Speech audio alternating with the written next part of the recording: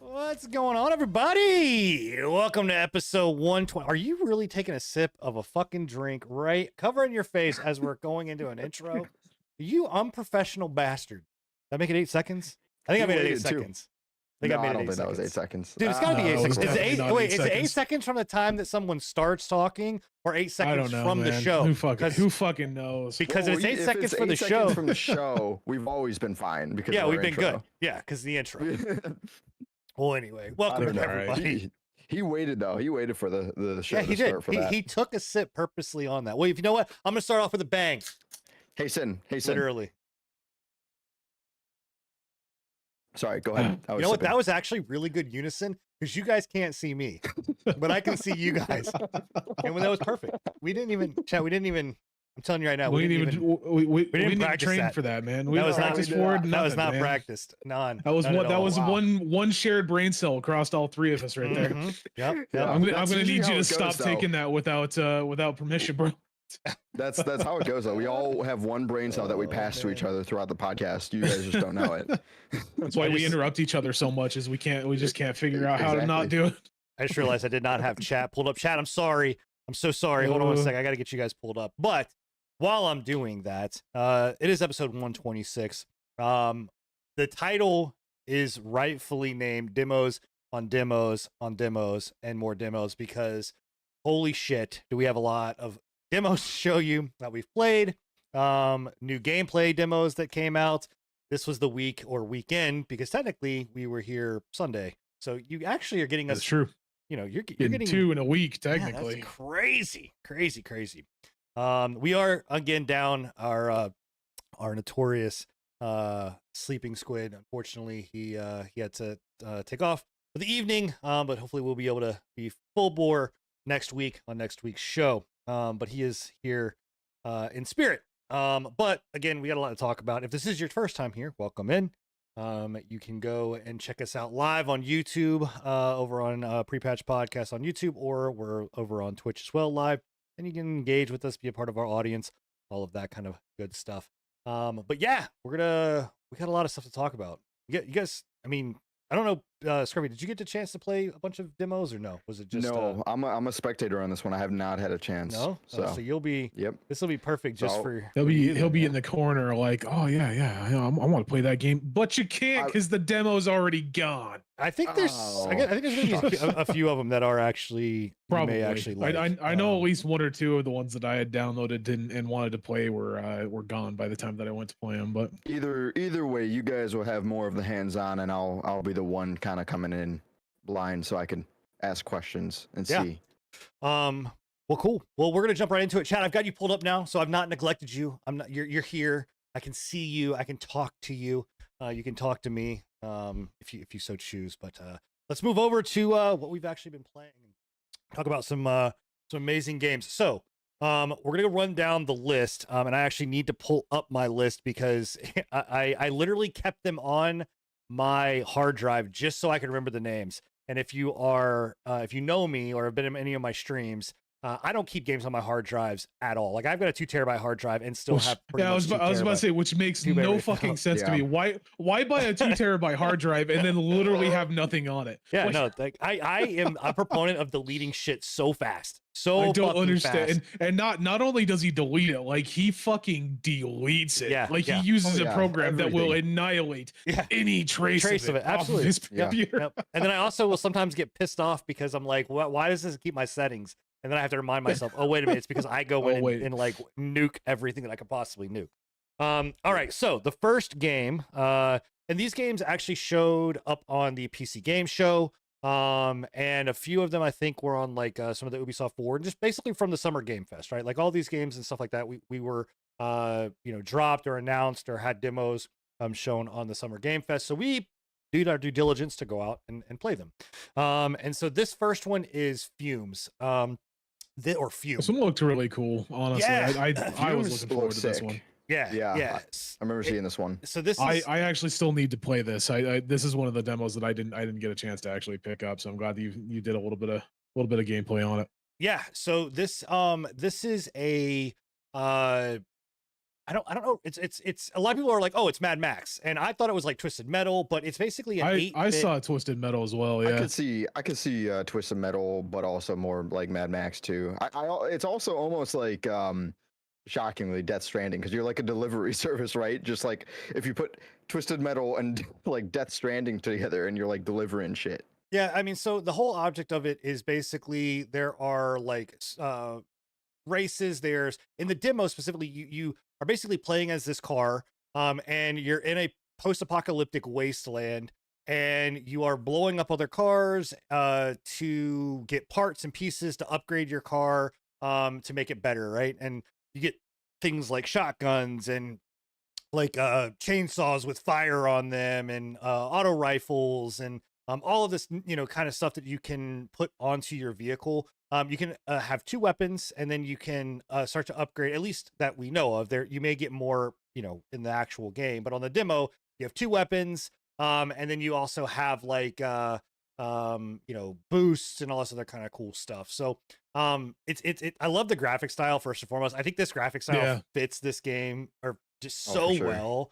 But what you're seeing on screen right now is the end of the tutorial, and like you go through the tutorial and you're like, oh man, like this is easy, and then you get to this dude and he just fucking wrecks your shit. It's this just gigantic I don't know, even it's like a motorcycle mixed with an 18-wheeler that's like fucking 30 stories tall, and it has all of this like fucking just smoke billowing out of it, and it's wasn't there like a boat, but it doesn't have like a boat there's like attached one to it that's or like a some huge shit? like That's crazy. one of the demos or one of the previews showed this massive boat on wheels.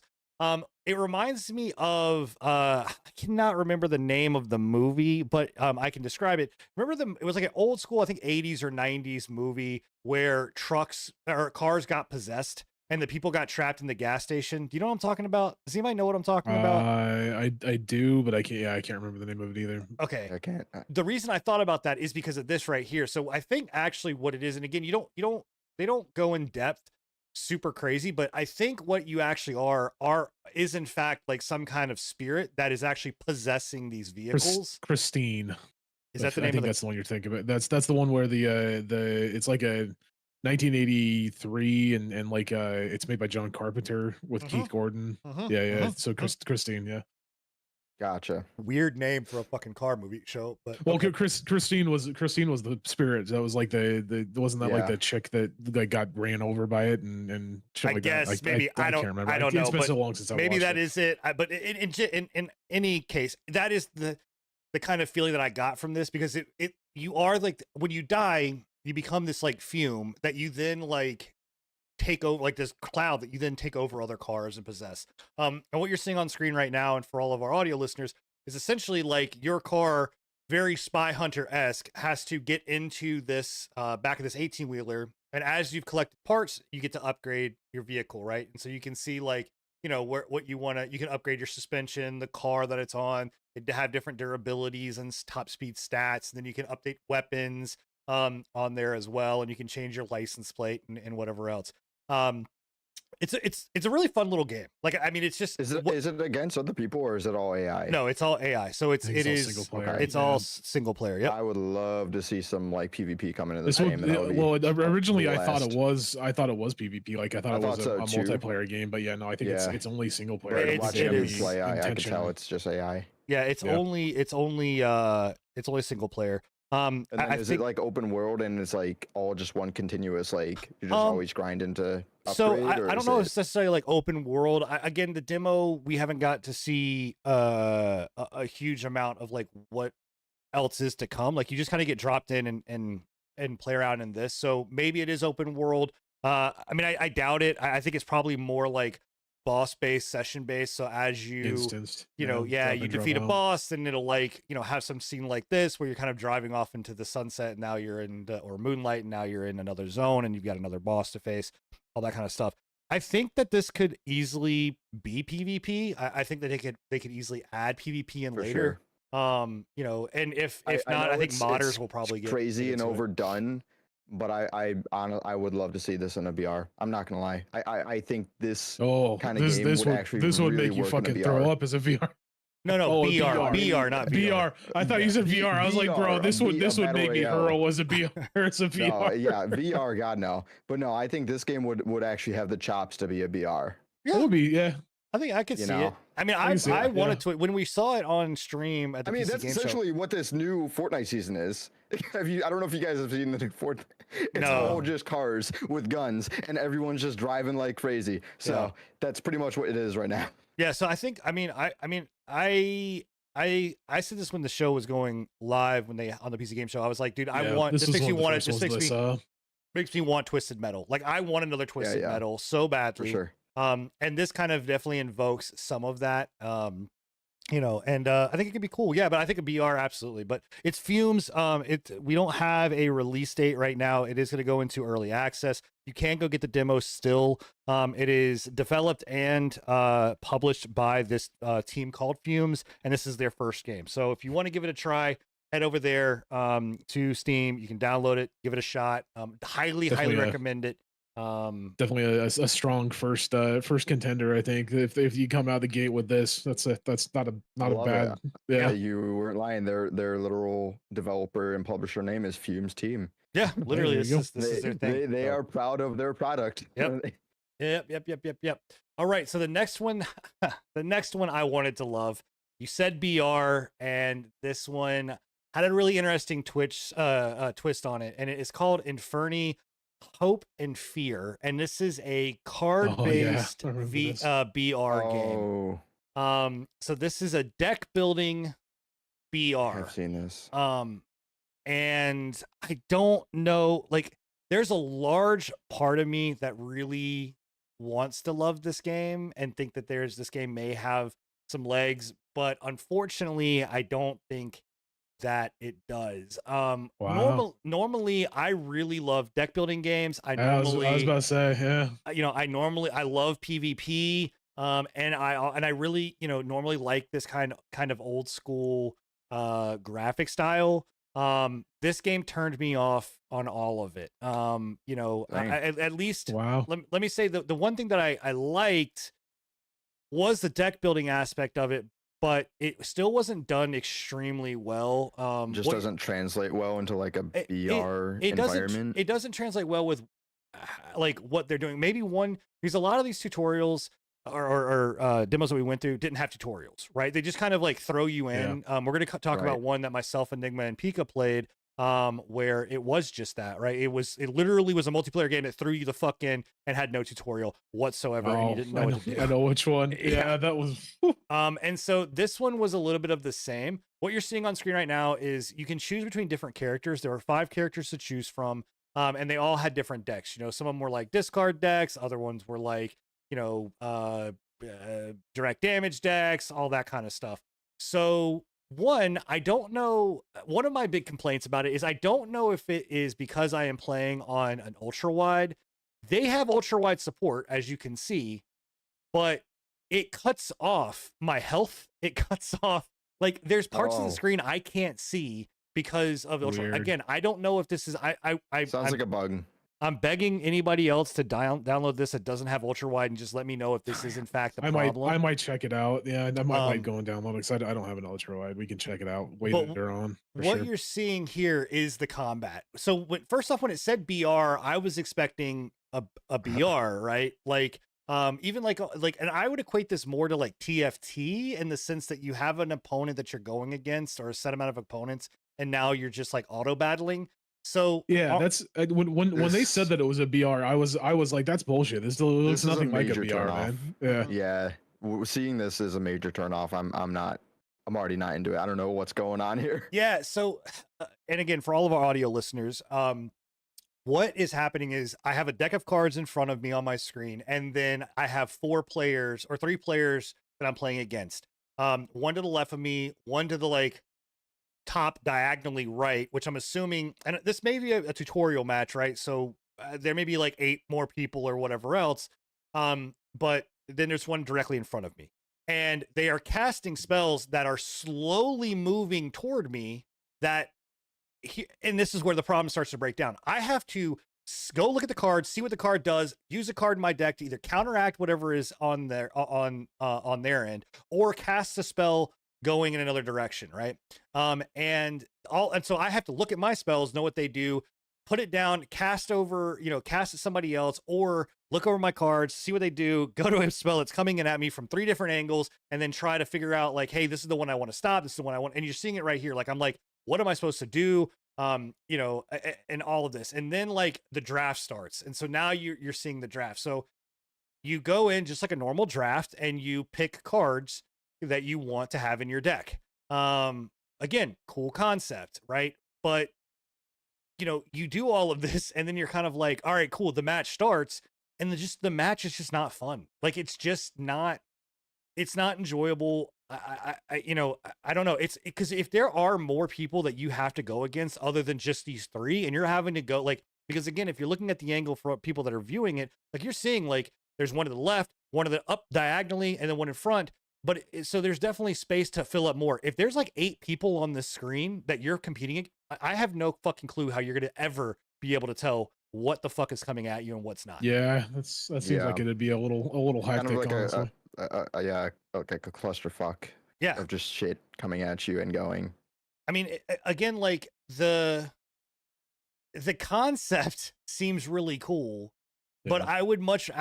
I would rather them honestly have made this into just like a 1v1, 2v2, style of thing. Right, and like TFT. a tournament style. I mean, yeah, TFT, or even just like regular Magic. Like, let me play 1v1 Yeah. or a double-headed dragon, right? Right. Because I love the drafting system. I like the fact that there's different types of cards and all that kind of stuff. Like, cool. Like, not to say that we don't get this, but we honestly, we really don't get a lot of like card battlers outside of Hearthstone and Magic. That's about it. You don't have anything else. Yeah. I mean, I think Riot tried with what the fuck was the name of the Runeterra? Runeterra, yeah. But oh, that's right. it really so, and again, I'm not gonna say this would have been a wild success. It's just too much, man. Like, Yeah. I don't know. I think a card battler BR is just too ambitious. I couldn't even tell you the way to make it work, because I mean, this definitely is not it, but I don't know what would be. Yeah. And there's no way to like pause it. There's no way to like stop things from coming at you. So you're just kind of like, I Right. don't know what I'm doing. And there you just saw like, good.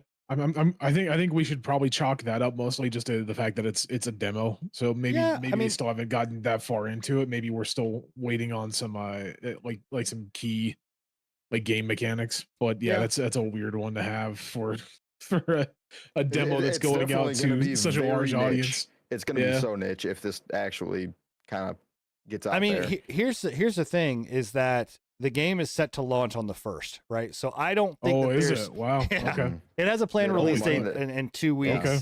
And in Never fact, mind. I am looking I at figured that this layout or the land that you're in was just a this is just a testing area. placeholder. Yeah, this is just a placeholder. it? Again, this may have been the tutorial mode to get me into actual matches, but I'm going to tell you right now, and this says a lot in my opinion about the game, is that if you have to go through this tutorial mode to go into it, and to get to play, like it turned me off. I was just like, I'm done. I don't want to play this anymore. I'm not having a good time, unfortunately, and I wish I could. Quick question. Is it releasing like full release, like 1.0, or is it releasing early access? It doesn't have the early access tag on Steam. So this may be full release. This is being, again, Village Studio. This is self-developed, self-published, and it is their first game. They are calling it the first of its kind card battling battle royale or deck building battle royale. Maybe first of its kind and last of its kind. I don't know. I mean, it's I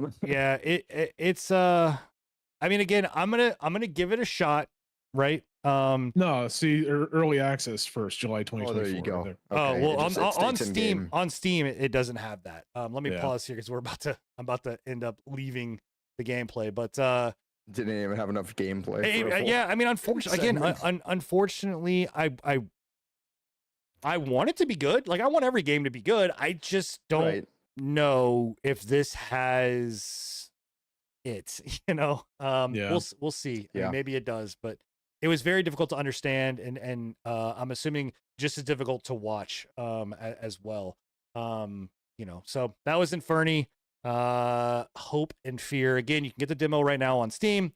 Game comes out on the 1st of July. All right. On to the next game. And this game I actually really enjoyed and ended up playing quite a bit of it. This is called Last Moon. So Last Moon is a top-down game that I would equate very closely to if you took Link to the Past and Zelda and then you mashed it with Hollow Knight. That's what I get, right? And if you're watching it on stream, you can definitely see the where they got the Link to the Past vibes. Like it literally it just invokes the swiping the bushes, all of that kind of, just the swords. I mean, everything. Just even the little thing following you, is almost like the fairy in Legends of Zelda. But a lot of fun. I mean, it is a game where you go in, you are fighting different monsters, and it's based in this fairy fantasy world, and you're basically going in, and the premise here is that the moon, you're collecting these arcane pieces to the last moon, right? And there's some evil spirit that has taken over and now is basically trying to stop and collect the other pieces of the moon. The cool thing about this is it has couch co-op, and I think that's really cool. Like most games do not have couch co-op anymore, which I do think is a lost kind of thing. But this one actually does. And what kind of game is this? Is it like a roguelike or a roguelite? I don't. I think it's more of a linear story. It's more a Metroidvania. It's more of a Metroidvania. So you do collect. You'll level up. You'll get gear. You will equip those gears. You get different types of spells that you can use. They're called. Oh man, I forgot the name of. I think it's like Moon something. I forgot what it's called, but essentially this essence that you can only equip a certain amount, and then as you level, you'll get more. So again, RPG-esque Metroidvania style game. Cool. Really vibrant, really pretty. This is done by Skull Studio. Their release date is actually not set until 2025. So this has actually got some time to cook. They have done other games, Coloro, and this. So Coloro is the other game that they did that released back in 2018, and that was a side scroller game that was kind of like this, but also very Meat Boy, like where you had to jump over these puzzles and all this other kind of stuff. So Gotcha. I don't know. I mean, again, having couch co-op I think is awesome. I'm surprised that this is actually not coming out on the Switch. I imagine that we probably will see it on the Switch as well. Probably. And it also has remote play together too, which is really cool. So again, this is another game where you can basically purchase it and actually invite one of your friends to play with you on your same screen. Didn't they also have like aspects of like Dark Souls where it was like you had a like a bonfire that reset everything? It's a Souls-esque in the end. Yeah. So everything is a Souls.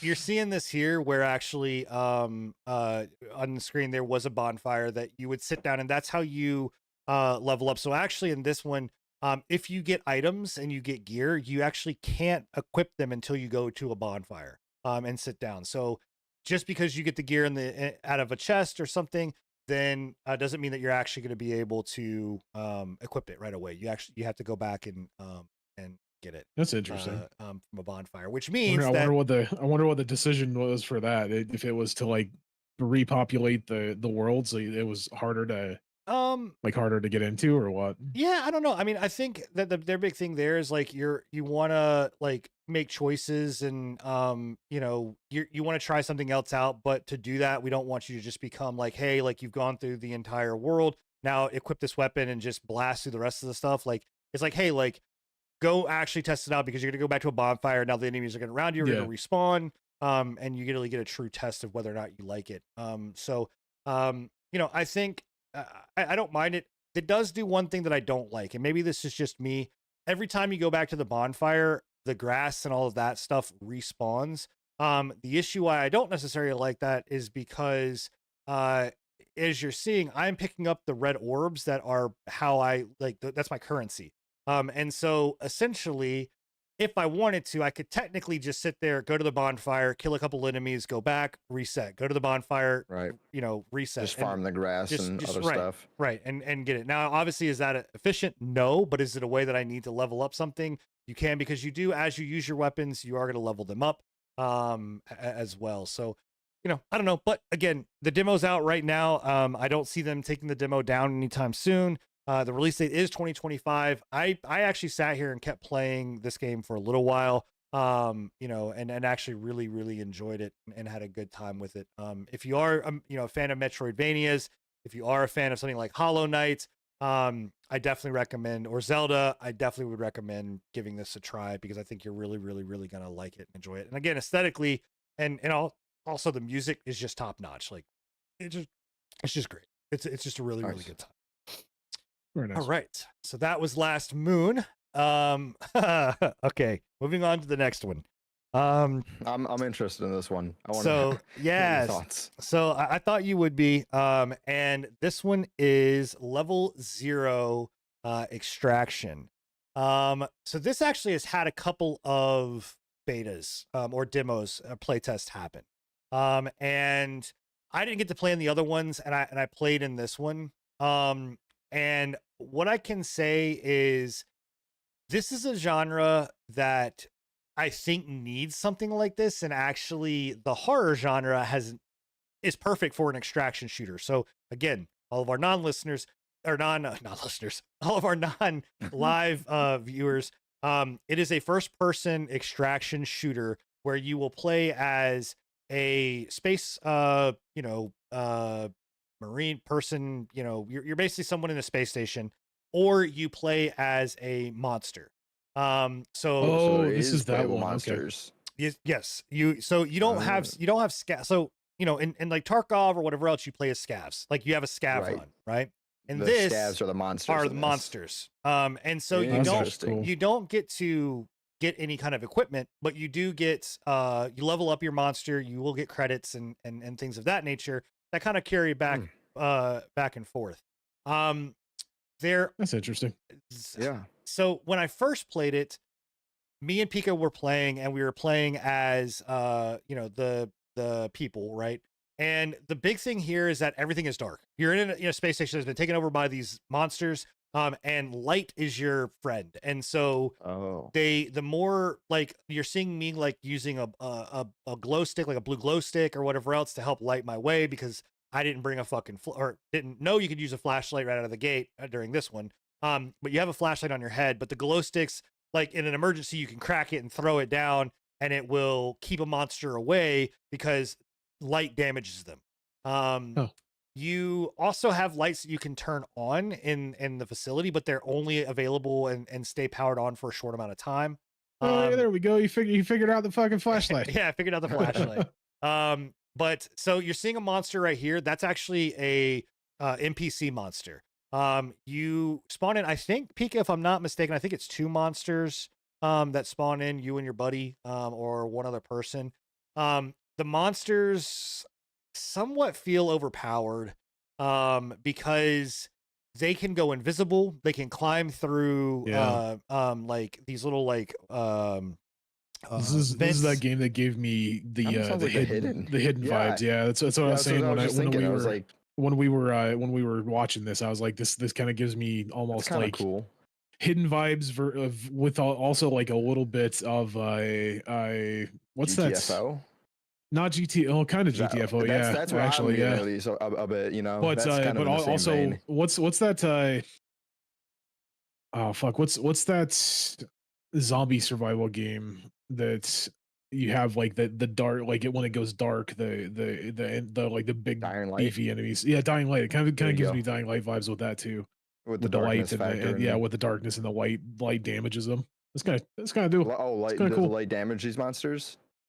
So light damages the player monsters. It doesn't damage that I know of the regular monsters. Now it may. Oh, I interesting. don't know Okay. because I shined my light directly in their face and it didn't do shit. So Okay. but the other thing about it is like you as a monster you will evolve by collecting these eggs that are around the map, and then as the player, as the people, you can go in and destroy the eggs, right, which prevents them from leveling up. So you get a little bit of evolve, cool. right? Like the monster just doesn't start with max out stuff, Right. and every time that they die, the monsters do respawn after a certain amount of time, giving the players a second to like get their stuff together and then try to get out. That's pretty cool. The monster abilities are, like I said, they go invisible. They have a screech that's very disorienting. They have an acid spit, which can be used to douse out flames. So if they put out a flare, you can actually spit on it and douse it. Or you can spit it on a player character, and obviously do damage there. And then the other side is that they have a oh, I forgot, like an echolocation, so they can kind of always figure out, well, not always, but Know it's where on a you're at. timer where the person is within a certain kind of range. So here's the issues that I have with the game. One, the monsters can be very overpowered, right? Like you can have a situation where you are, like me and Pico were running around and I just ran into a dude. And if you're by yourself, you're fucked. Like you're pretty much fucked. But then also I've also played where I was the monster and people like completely destroyed me, pretty quickly because they just threw down a flare and now I'm fucked. So there's that give and take. I will say that like the extraction portion seems difficult for a human because like you just saw in one of them, there was a certain area where I had to use like a ripcord to get out, and I had to have a certain piece of equipment to do so. I couldn't just get out just to get out. You could just go in and like there are ones that are like extractions where you can use like the elevator and get out, on your own. It sounds kind of like Tarkov, where it's Right. like knowledge based. Yeah. Like just you'll play and you realize like you'll come in with that zip cord the next time, and if you want to extract there, or Yeah. so on. There's also this. I don't know if that's meant, but like there was definitely like a path that you're supposed to walk, and then all of a sudden, like the snow just fell out from underneath me, and I died. So that kind of looks like it did drop. It kind of looked like purposeful. That was, yeah. Yeah. Like it was almost a trap, or you had to be maybe fast. I don't know. Yeah. But yeah, so that's like the human side. I'm gonna see if I can fast forward here so you can actually see us playing as the monster. So can you play solely as like a human or a monster, or do you have to kind of like balance the two? I mean, you could, like, if you really just love playing as a monster, you could just play as a monster because you do level up your monster as well. Like your monster gets abilities that as you play, you get experience and all that. There also too, as a human, like there's things that you will have like turrets. Like one of the ones we played, Pika and I were going around and like there was this turret that showed up and just demolished me, and then Pika got away. But if you die and your friend is still alive, you actually come back as a drone that can go in and like turn lights on and turn lights off, or you can go in and like activate a health station. I'm assuming that's kind of nice actually, because when you die in extraction shooters, typically it's you have to wait for your buddy to get out or die as well, and it's like I'm assuming I'm assuming that those drones can be like shot down or killed by the monsters, right? The drones, yes, the drones. No, the drones can absolutely be shot down. That's what I figured. And then also the cool thing is that the drones have a light that you can turn on that also hurt the monster. So you kind of get you can still help out a bit. You can still help, yeah. That's actually kind of cool. I like that. I like that. Yep. Yeah. It is VoIP, so you do hear other people talking, so there's that element. Yeah, proximity chat. Honest to God, like I think it's a great I want to keep playing it because I do think it's actually really fun. Yeah. Because this is one of the ones that I wanted to play as well. So I might. I think I got access. I was gonna download it. Yeah, the horror element of it is really good. Like you are there and you are fucking terrified because again the lights come on and you're like awesome, and then all of a sudden everything loses power and you're like fuck, and like you're hearing I love people. These space station like survival like horror games. You know, like I used to play a bunch of like Penumbra and what's the other one, Amnesia. You know, but this like it puts that into like or even Dead Space. I that's a very close comparison right there. I feel, and then puts it all into like an extraction. So I like that. Yeah, it's again it's cool, and they have they have all the things set up for extraction shooters. You have your vendors that have your different reputations that you're getting different guns and all that. They also here's a turret, right? Like I was like, hey, can we just bash the turret in? And it was like, no, you cannot, and it just killed me. And so now you're gonna watch me come back as a drone on there, but I like also that they have a free loadout that you get, so you can just hit a button and you'll get like a set of like, so if you end up sucking and dying a lot and losing all your shit, you can hit the free button and it'll just like dump some like very generic random couple glow sticks and like a pistol, right, for you to at least go in and have a chance to do something. It's kind of like a scab run without the scabs, essentially. Yeah, and so right now you're seeing me in drone. Very floaty. Not what I expected. Cool. Yeah, so and I'm able to talk to Pika and still guide him. Is the drone loud as fuck as it is in body cam? I don't know. I don't know. Pika, you'd have to answer Pika, ask Pika that one. Pika was the only one that shit, and like the entire time I was watching you play that, all I could hear is and I was just like, oh my ears. Well, you're seeing also too where my drone got destroyed. Pika says yes, but okay, so then it is still great. But you are seeing where my drone did get destroyed, but it actually it recovers, right? So they do an EMP that like knocks the drone down, and then or gets shot, and then my drone recovers. So again, that kind of stuff's smart, right? It makes it so that you kind of want to keep playing. You're not just like fuck me, man. Like I just died, and there's no point. Right. Kind of going on. I did want to see if I can get some footage here of the monster. The monster queue does take a lot longer. Because obviously you're a monster. Everybody wants to play monsters. Everybody wants to play monster. Here you go. So you are seeing the monster point of view. So again, you're going around. You're seeing these are areas that you're able to kind of go through the vents, and these are eggs that you pick up that will level up the abilities down below. And honestly, I would play this game just to play the monsters. I'm not gonna lie. Like I dig this, man. This is straight up hidden. Not even just that, but one of my favorite modes in Left 4 Dead 2 was the versus mode where you gotta play as the zombies. That shit was so much fun, man. And this is giving me that. Yeah. And so again, like I said, I would 100% play this just to play the fucking monsters. If I'm being completely real. I mean, I'd enjoy playing both, but I like the way this looks. Yep. And then I was trying to see if I could get it to where you could see, but there was at the people glow red that are around you, and again, you can kind of go invis, and that's Pika kind of, walking around. And so again, it's fun. It's a fun game. Again, level 0 extraction, the demo is out there. We don't have a release date yet, but you can, play this demo. I don't know how long this will be on demo or if it will just stay on demo.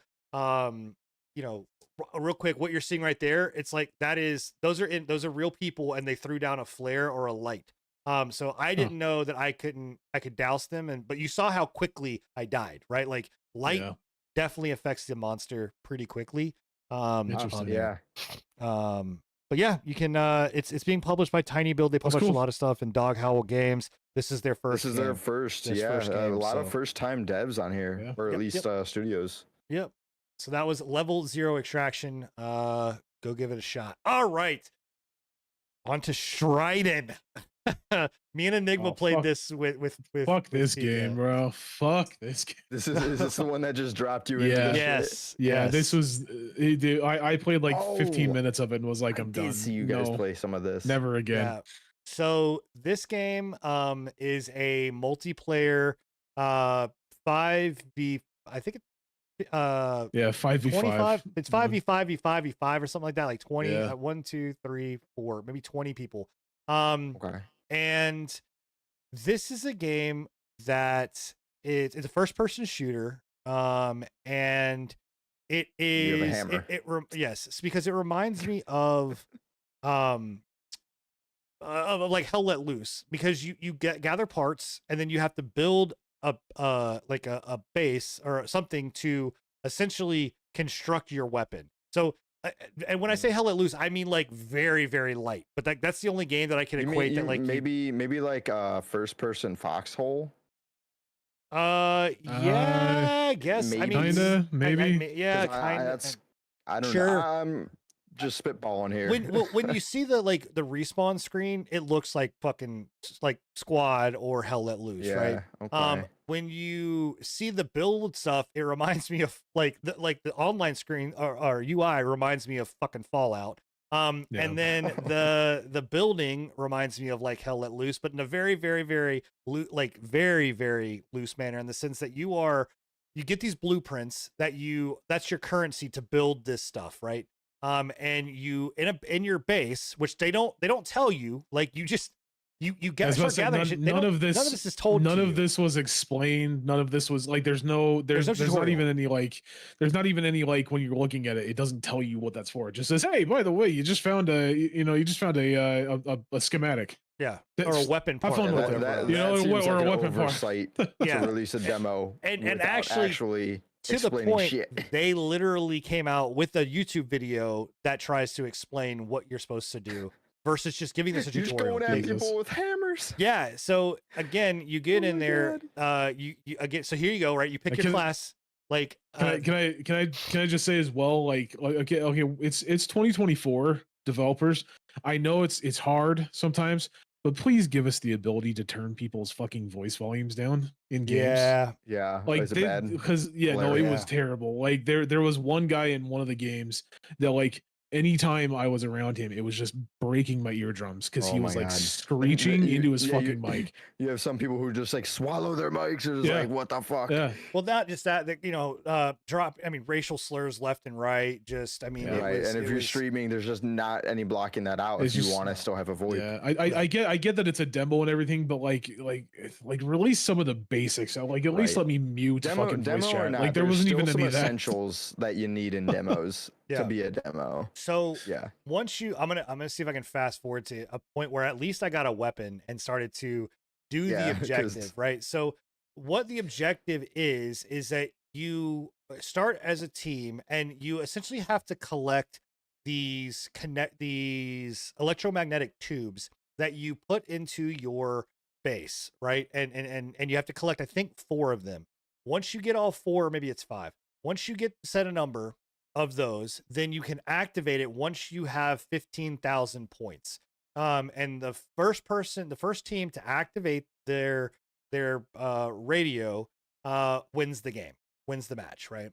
Yep. And there's these airdrops that come down, and that's where you have to control them and then open them to find these tubes.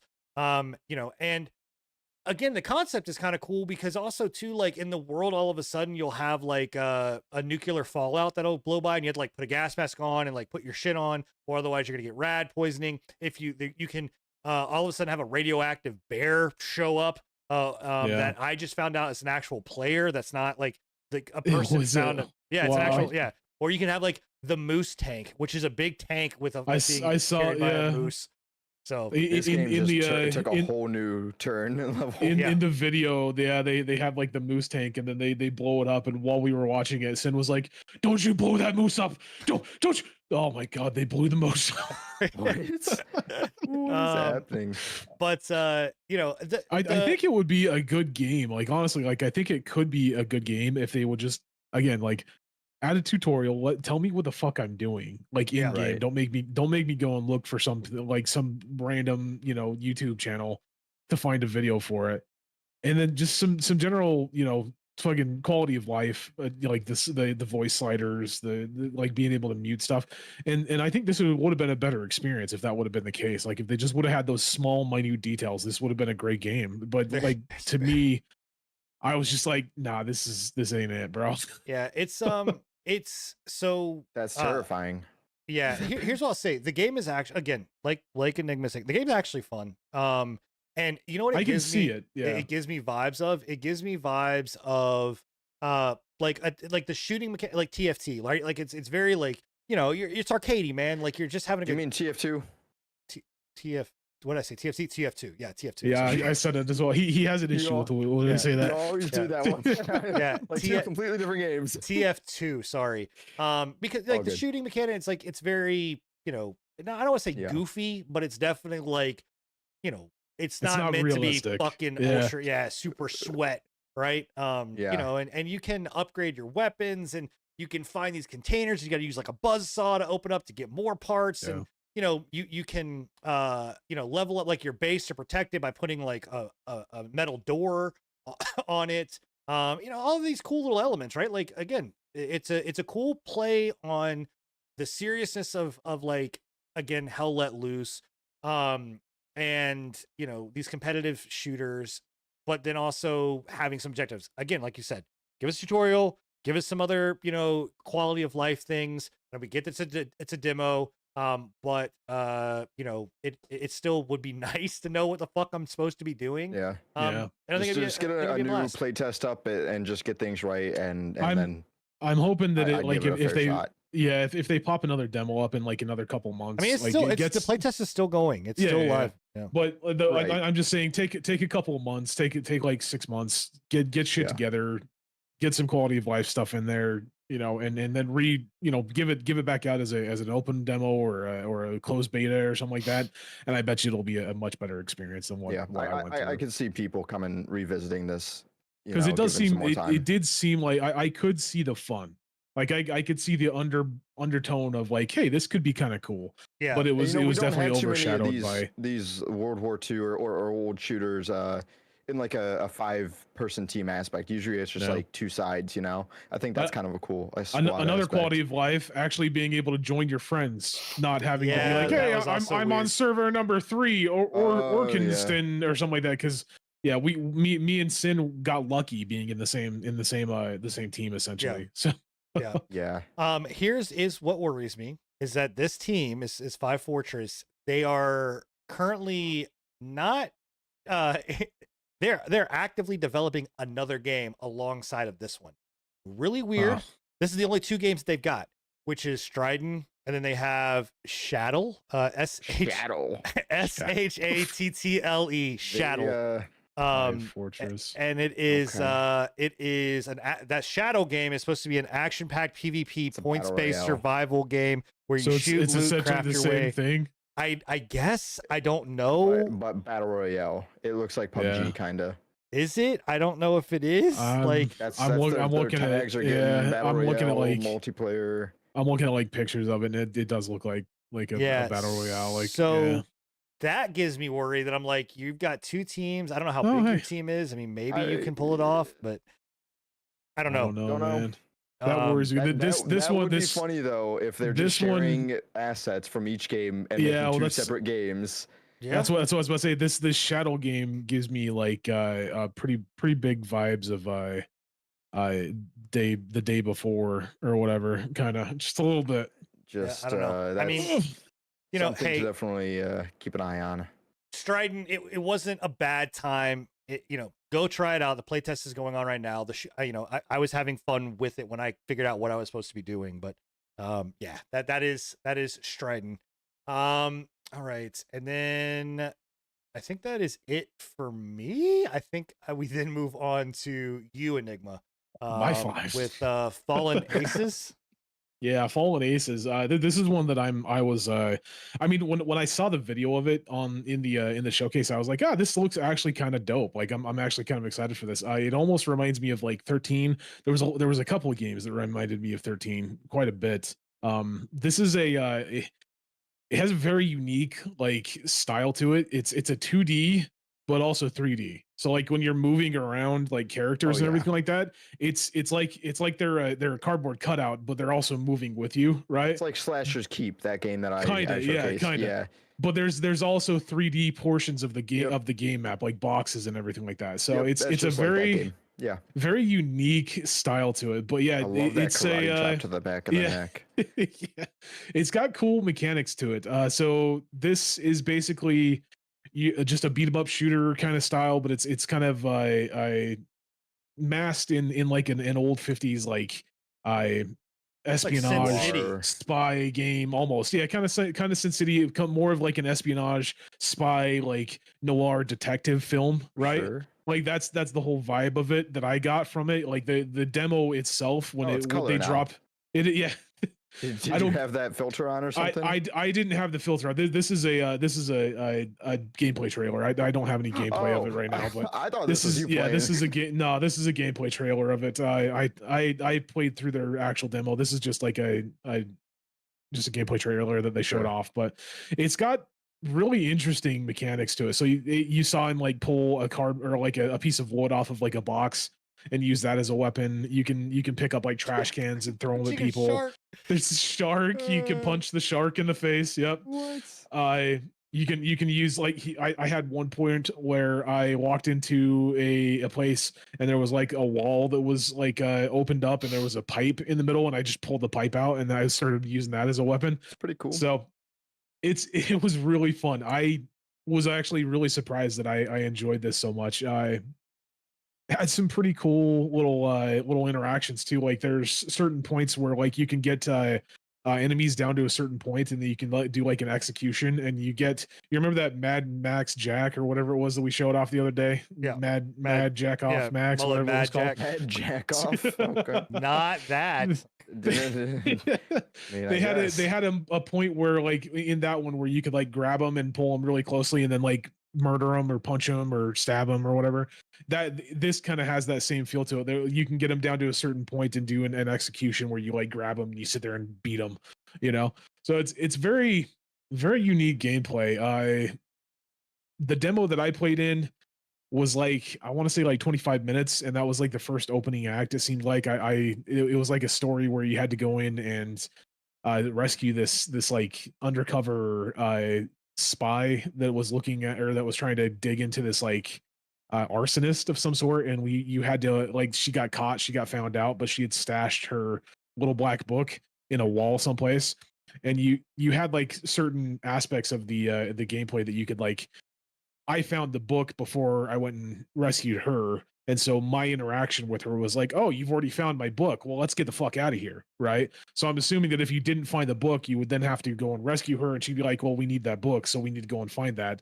Let's go and do that. And then you'd have to go through the entire thing. But I decimated everybody in the entire place. I had an insane amount of fun.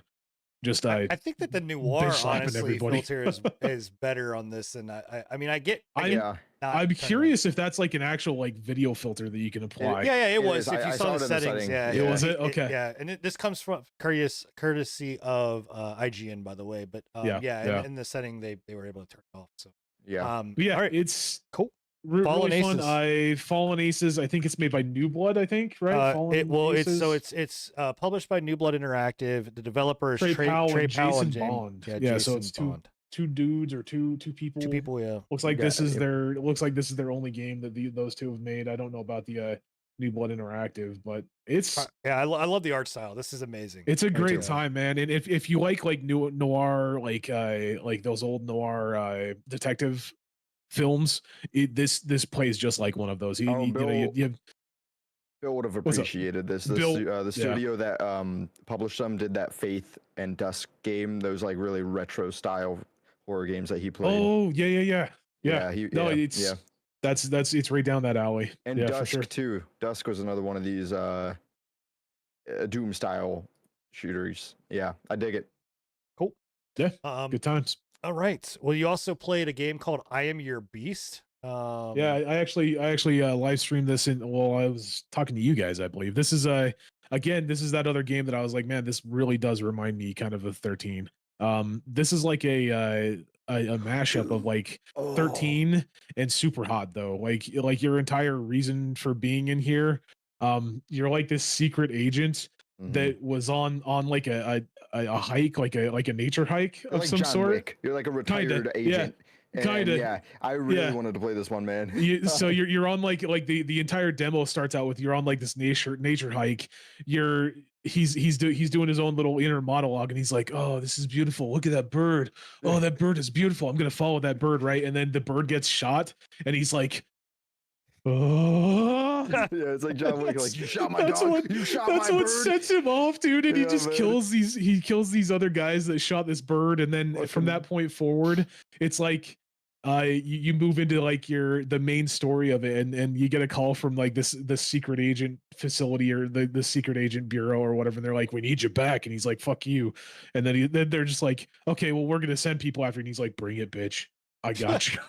Fuck yeah, Oh, that's awesome. funny. The Yeah, this one dialogue- looked like a lot of fun.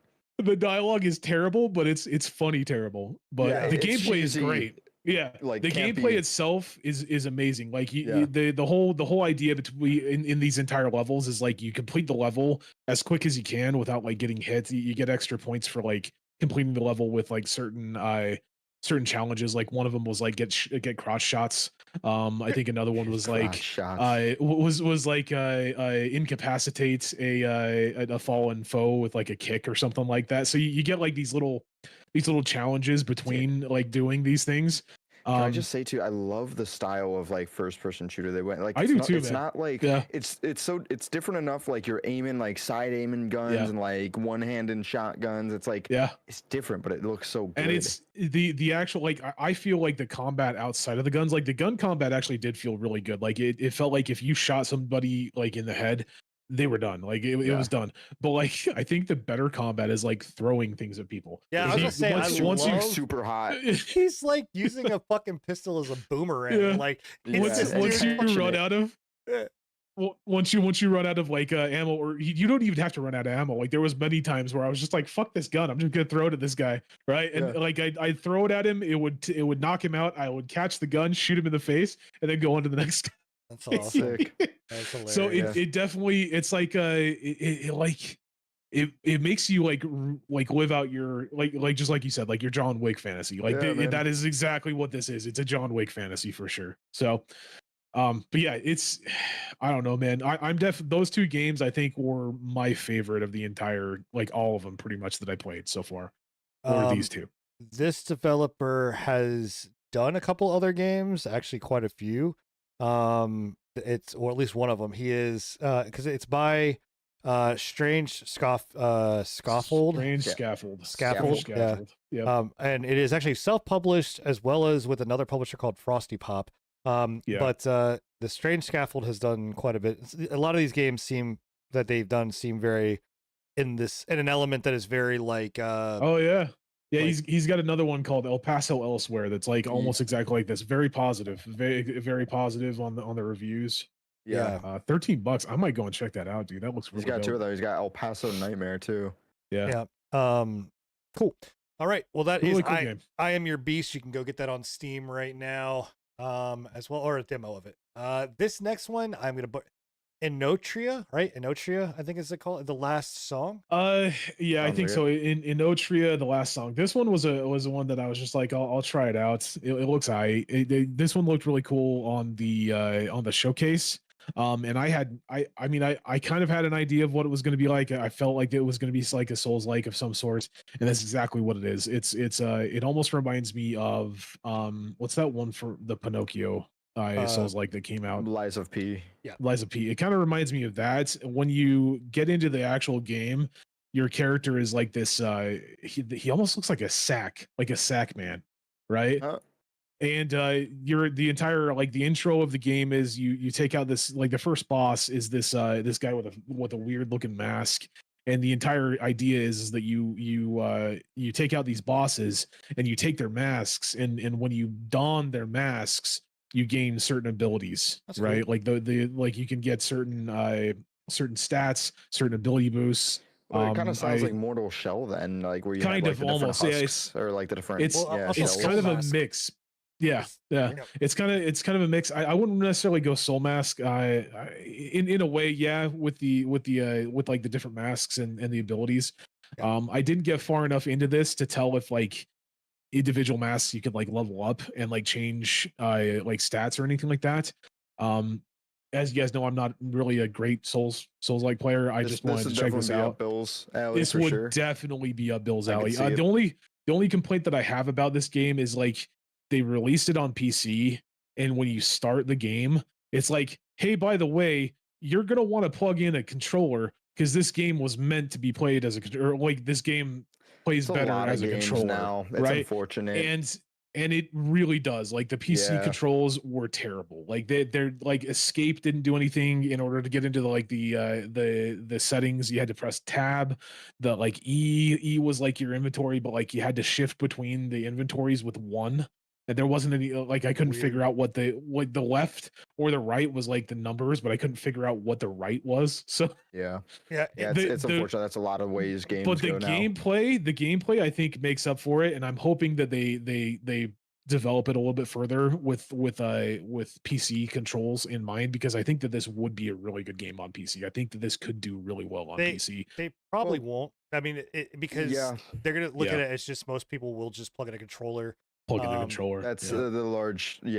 People do that with Dark Souls. What was that other? What was the game we just played? We're the minority that play it with. That had that. Where the controls were just atrocious. The top down. Yeah. I keep wanting to say No More Room in Hell, but that's definitely not it. It's No Rest for the Wicked. No Rest for the Wicked. Thank you. For the Wicked, it had the same thing. That fucking terrible controls for PC, but everybody just plugs in a controller. So yeah, this one I think is right up Bill's alley. So I'm hoping that he will give it a try at least, and kind of we can kind of get a bit more of an in-depth look at. Like, I really dig the style in the world, man. I do too. That's what pisses me off so much, that I suck at Souls likes, because like I would love to play this. I will say it's kind of got that New World a little bit. Time period. It's from that. It's like Conquistadors. It's set I think in like yeah. Rome or something like that. Yeah, or Spain or it's Italian folklore is where it's so it's set in Italy. Very much so. Yeah, Italy. Okay. Yeah, but yeah, that's cool. It's like from everything that I played, it seems really cool. They've got a system where it's like certain. You have certain abilities. I think one of them was like drunken fighting style or something like that. And it's like you just lunge at people, but in order to charge those up, you have to like attack people and like perfect parry and stuff like that. So it's kind of a give and take with that. But again, I am by far not the best person to do Souls like. I will be the first person to tell you I suck at Souls like. So I am really hoping that we can get Bill to pick this up and try it out, because I think he would do a much better job at it. It's got that 3-day early access deluxe edition. There you go. I mean, it's gotta have it. This game launches on the 18th. Demo is out right now. It's by Giamma Games, and this is their only game that they've got going on right now. So there you go. All right. This is a game that man, I have not played yet. And I want to. I'm jealous. This was so fun. And I really want. I really want this to be multiplayer. I want this to be co-op. But it would be really dope if it was. I actually might go back on what I said. Fallen Aces, I Am Your Beast, and this one I think were my three favorites of the several demos that I played. This one just because the game, by the way, dope, dude. Tactical Breach Wizards is Tactical Breach Wizards. Yeah, I mean, if you're not hyped for the game just off of that name, like yeah. So the entire premise of this is it's set in like a D&D, almost a D&D-esque world, right? So you're a wizard. You've got a divination wizard. You've got a sorceress. I saw some stuff of like a paladin that used like a riot shield, you know. So you're basically like this SWAT team that's made up of magic users. And the introductory to this entire the entire demo is you're a divination wizard and I believe a sorceress. And those two had some really like just off the cuff, like the divination wizard had a wand AR-15, like it was an AR-15 with a wand sticking out the front used magic missile. They used a 3-burst magic missile spell. So you're going pop pop pop, and you just see 3 magic missiles go right at somebody. I want this to be like this. This needs to be my next fucking wizard that I play on D&D, dude. Like I want to be a tactical breach wizard on D&D next for my next character, dude. Is this at least co-op? No, this is not. As far as I know, this is just single player game. It's just a single player game. It's a top down or like a It's not always top down. It's like a tactical. Ew. Like I'm trying to think of what game. It's like XCOM's kind of XCOM. right. Like, yeah, kind of like XCOM. Yeah, it has that same feel to it. But yeah, the Breach Wizard or the wizard that I was playing, the Divination Wizard, had the 3 burst. It also had like the divination part of it. You could like do an action, and if you fucked up, you could use his divination skill to go back in time and redo the ability that you just did, or go back in time a couple of turns back and just like completely redo things, right? So they kind of tailored that to each individual class. The sorceress had like what's called like electrical skills, so she had like crowd control skills, multiple AoE skills, you know, where she could like hit multiple people in a row. And those were the only 2 that I played, but like just from what I played so far, a necromedic. They do have a necromedic. They do have. She has to kill you to heal you. Yep. Wow. Yep. So it just from what I've seen and what I've played so far, this is like right up my alley. And again, it makes me want to be like, for my next DM, be like Shal's in the chat right now, be like, can I make a tactical breach wizard? Like, can I get an AR-15 with a wand sticking out of it? Like, I want that. Funny. Like, can I do that?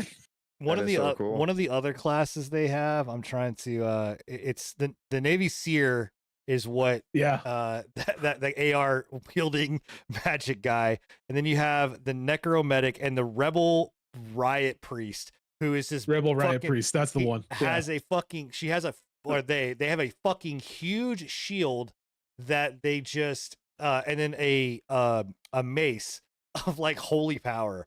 I need to jump into this. This game looks it's really fun, man. And this is one that I've had my eyes on for a while. When it popped up, I was like, oh dude, this is Tactical Breach Wizards, dude.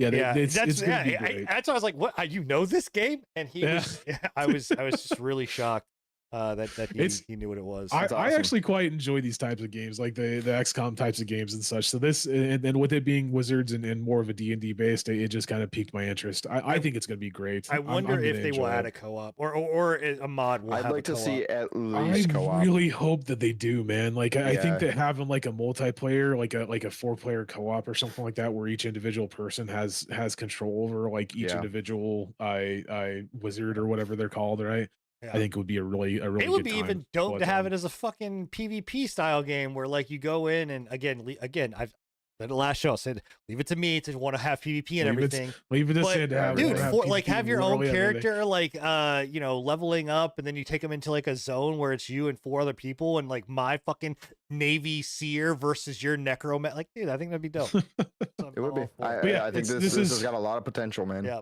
This is made by Suspicious Developments Inc. And it's self-published. I believe this is their only game. Oh no, they have a few. Yep. They've made a couple. But they actually I'm really looking forward to this. They made one that I have played and I didn't know that was Gunpoint, and that one actually Gunpoint, really good. I recognize Gunpoint. I actually played their free one, Floating Point. It's just a little like browser game, pretty much. But yeah, they've been around for a while.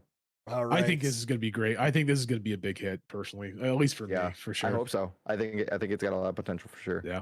All right, let's talk about another game that I don't know if it's, maybe it'll have potential, maybe it won't. I was excited to play this and I lost excitement as I played it.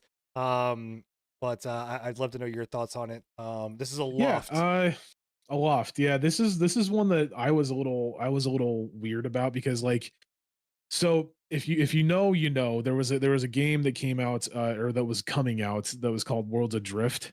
And it was very, very similar to this game, right? Like the graphic styles aren't necessarily the same. It's a little bit different, but roughly it's in the same vein of what Worlds Adrift was, right? I don't know what the hell happened to Worlds Adrift. I don't know if it got axed. I don't know if it's still in development. I haven't heard anything from Worlds Adrift for a couple of years at least, for 2 or 3, 4, maybe 5, right? This game reminds me of that game to a point where I'm like, I'm curious if they're not making their game and they bought the assets for it, because there's a lot of very, very similar things that are happening in this game. But I got my hands on it. I played it. I want to say I put like 30, 40, 50 minutes in it.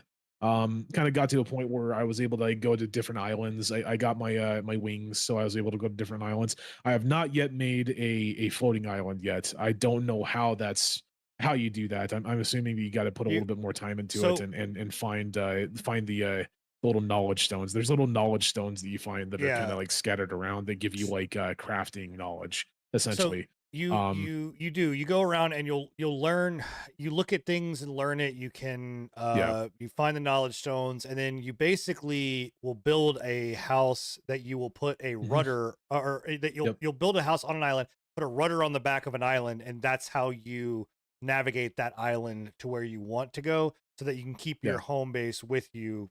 Which is cool. So like you can in fly my an eyes. island? Yeah, you can fly an Yes. entire island. Everything It's not. sick. Everything is all like, you're all on these islands. Like everything is up in the air. Yeah. Like nothing Yeah. is on ground. Yeah. Yep. So it's from what I played, I enjoyed it. I personally enjoyed it. I don't know. I don't know if it's necessarily your style of game. Maybe it's not. I don't know. I don't know how well you like, because you're Is not it more really just a like survival PvE game. survival based? It's only Kinda, PvE. yeah. Yeah, there's no I don't think they PvP have element. PvP in it. No. Yeah, I could tell. So- Yeah, but it looks kind of like rounded style. a little like, bit. Yeah. So my problem with it is that, I mean, yeah, okay, one, I don't get to ruin anybody's fucking day, right? So yes, obviously that Yeah. is an issue. No Um, PvP. So I think that this is a game that definitely is more along the lines of, like, if you like Stardew Valley, if you like Palia. Palia, One that genre. you want a game that it's just kind of like, hey, I'm gonna, like, a very chill game where, like, the there's Like combat, there's a combat. pacifist game. It's. I mean, you do have combat, like you are yeah, fighting there off is combat, enemies like and AI. yeah, stuff, yeah. you know. there's a section of the game that you like. The whole overarching like thing, big baddie of the game, from what I can understand, is there's like this rot that Yeah, takes over right. islands. It's like a like a clearing the spore of islands. some sort. Yeah, you have to go and clear those islands, or it'll actually, if I remember correctly, inside the trailer, they actually talked about it like spreading to other islands. So you kind of have to like, if you find an island that has the rot in it, you kind of have to like get rid of that. Yeah, you clear the or else rot, it's going and to then spread to the islands around it. You have to put more, like, you put trees down, and trees will get, and then that'll Yep. attract like nature, because you have to get the island to be habitable and to use it effectively. You have to, basically replenish what the rot took away.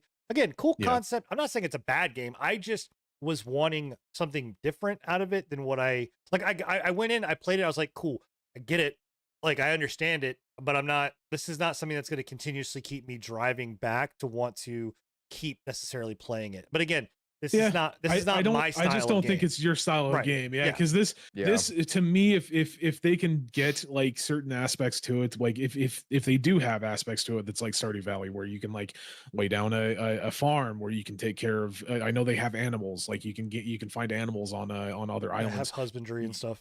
Have animal husbandry and everything like that, and then on top of that, like a continuous world where you continuously can just drive your island around, and maybe like even make your island bigger, like by grabbing other islands, right? That to me sounds fucking dope. Like that sounds great to me. Like I would love that. So Yeah, I mean, I actually just think I've realized what this has given me, and it's like Raft in the Sky. yeah, If you've played that's Raft, essentially it looks kind a of lot like this. It Oh, does look yeah. a lot like it. I mean, can kinda dig that. like the flying is fun. It's procedural. I think Yeah. it's procedurally generated, if I'm not I mistaken. think it is too. Yeah, I Because think it is too. And I do believe That's good. it's a constant world. So it's just like you can go wherever you want to, and more islands will generate essentially. So Yeah, because I kept flying for a while, and I Yeah. never hit a spot where I was like, up, I'm at a wall. Like, you can only go up 6 kilometers. I do know that. I tried that. But then I just kept going and going and going, and I did not hit a single fucking thing. So yeah. So I mean, again, I just don't think it's your steez. Yeah, I mean, again, I'm not knocking. I'm not saying anything bad against the game, right? Like, if you like this, if you were like, for something of being like, hey, I want a relaxing game. Like, I would rather play this than to play like Palia, right, or something of that. Yeah. Like, this Yeah. at least has some like elements. Like, cool, I'm Some gonna go off. combat. Like, what I I love mean, you in enjoyed this. Grounded for a while. Yeah, I mean, which was like, cool, I'm gonna go off. Like, you see on here, this one dude is like flying the the ship or the island, and then all of a sudden his buddy just leaps off this fucking, you know, pier. Sin would be the island guy, and the entire time he's making the island, he'd be bitching about it. He'd be like, yeah, absolutely. God damn it! Why do I always gotta be on the island? Like, I would love it to, again, yeah, Celia, you nailed it. Like, on the nose.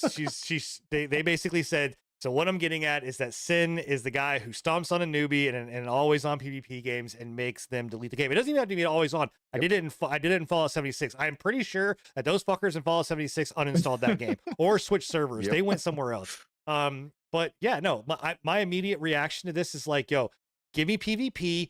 Give me an island that I'm floating, that I'm literally going to come in and burn their fucking, bro. Get it out of here. Burn their island to the ground, and I'm good. And then I'll have a reason to play. I just don't have a reason to build an island that my buddies can come and be like, oh my God, I love this. But I don't like Minecraft. Even though you can have PvP stuff in Minecraft, I'm like, guys, I don't give a fuck about Minecraft because I don't care about building out a base. No else shit. I literally just want to destroy whatever you create. The thing that draws me to it the most, I think, is just like, again, if you can like make your island bigger and like be able to, because I like building bases. That's what I ask Shaldor in chat. Like when we play Minecraft, they're over there killing the fucking Ender Dragon. I'm still making my sixth of my bases, right? Like I'm still working on my sixth base that I've just started, right? That's just what I do. I'm the builder. I like to build bases. I like to do the animal husbandry. He likes to do the farming. I also like doing farming, you know. So this game is right up my alley. And on top of that, it's in a unique setting. We don't have a lot of like flying fortresses or anything like that. That's a very unique setting when it comes down to it. So yeah, I mean, I enjoyed it. Again, I'm not knocking. I'm looking forward to it. Yeah, I'm looking forward to it. This is the only thing that I have an issue with is that it's being published by Funcom. So, you know. Yeah, I think I mean, look, I think it'll be a fun time.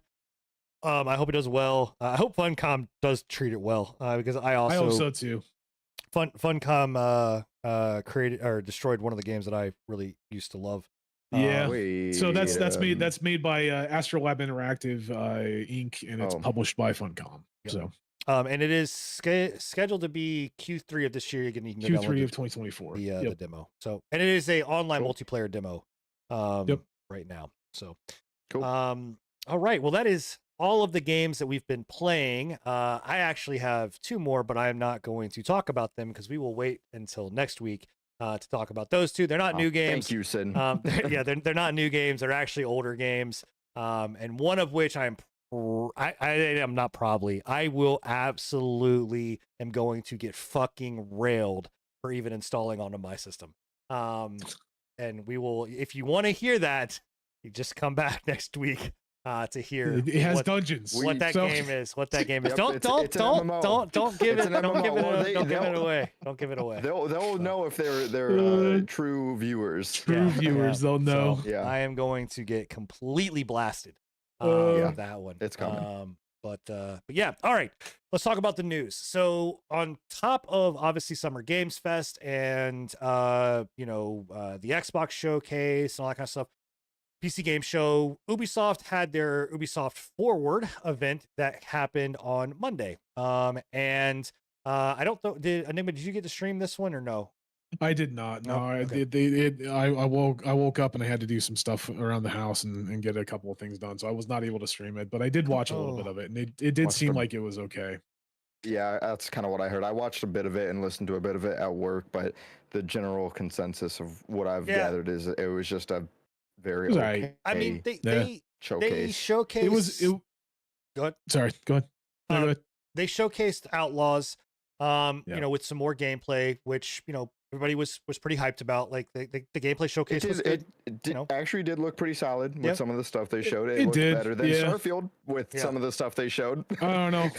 I'll argue with some of that, but yeah. No, I mean, it's the load times of flying into planets. They beat them that. They showcased a lot of Assassin's Creed Shadows, which we didn't get anything new that we didn't already know. They just showed off a lot more gameplay. It showed off gameplay. Yeah, gameplay looked really good, right? Like this is a time period that I'm super interested in. I would love to go back, or go to and play. So I may jump on the Assassin's Creed We played. Me and Enigma played the Norse know, one. man. We played the last Yeah. one. Valhalla, really good. Well, here's the thing. Now having a PlayStation, the PlayStation Plus stuff gives you. I don't know if it'll give you Assassin's Creed Shadows. I seriously doubt it. But eventually, it will give you Assassin's Creed because I get Assassin's Creed Valhalla right now, and so that might not be immediate.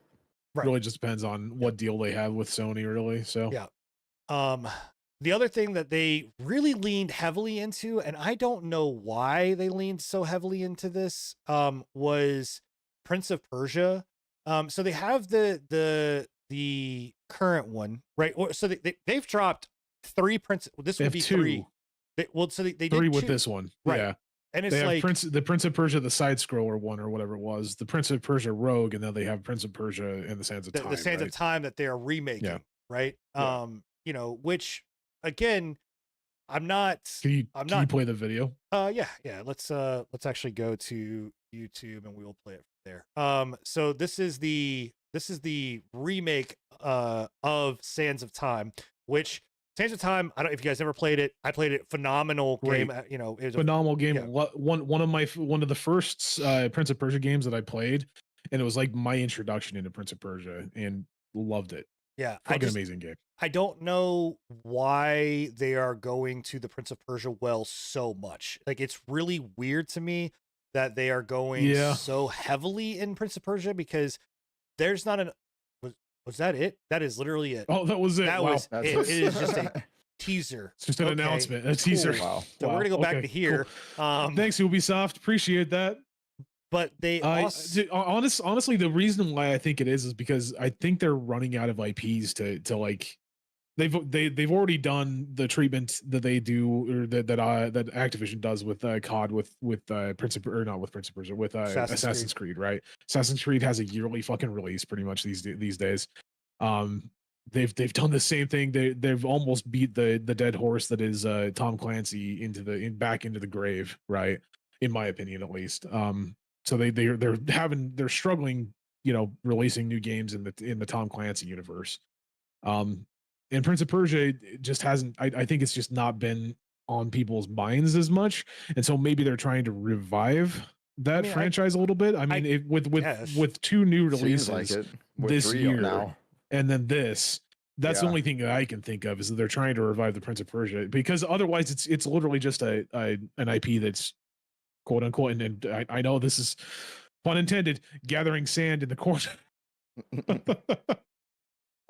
Yeah, I think that sorry, my kid came in and then burped and then walked out. So nice.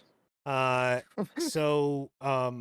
think I don't know. It's just to me, you're gonna overdo it. I think you're gonna oversaturate the market. Yeah, especially because not only did you just have Prince of Persia, the side scrolling one, and then you immediately followed that up with like Rogue, which don't get me wrong, like I love Rogue looks really good. Like, I want to give it a try when it's, fully out there.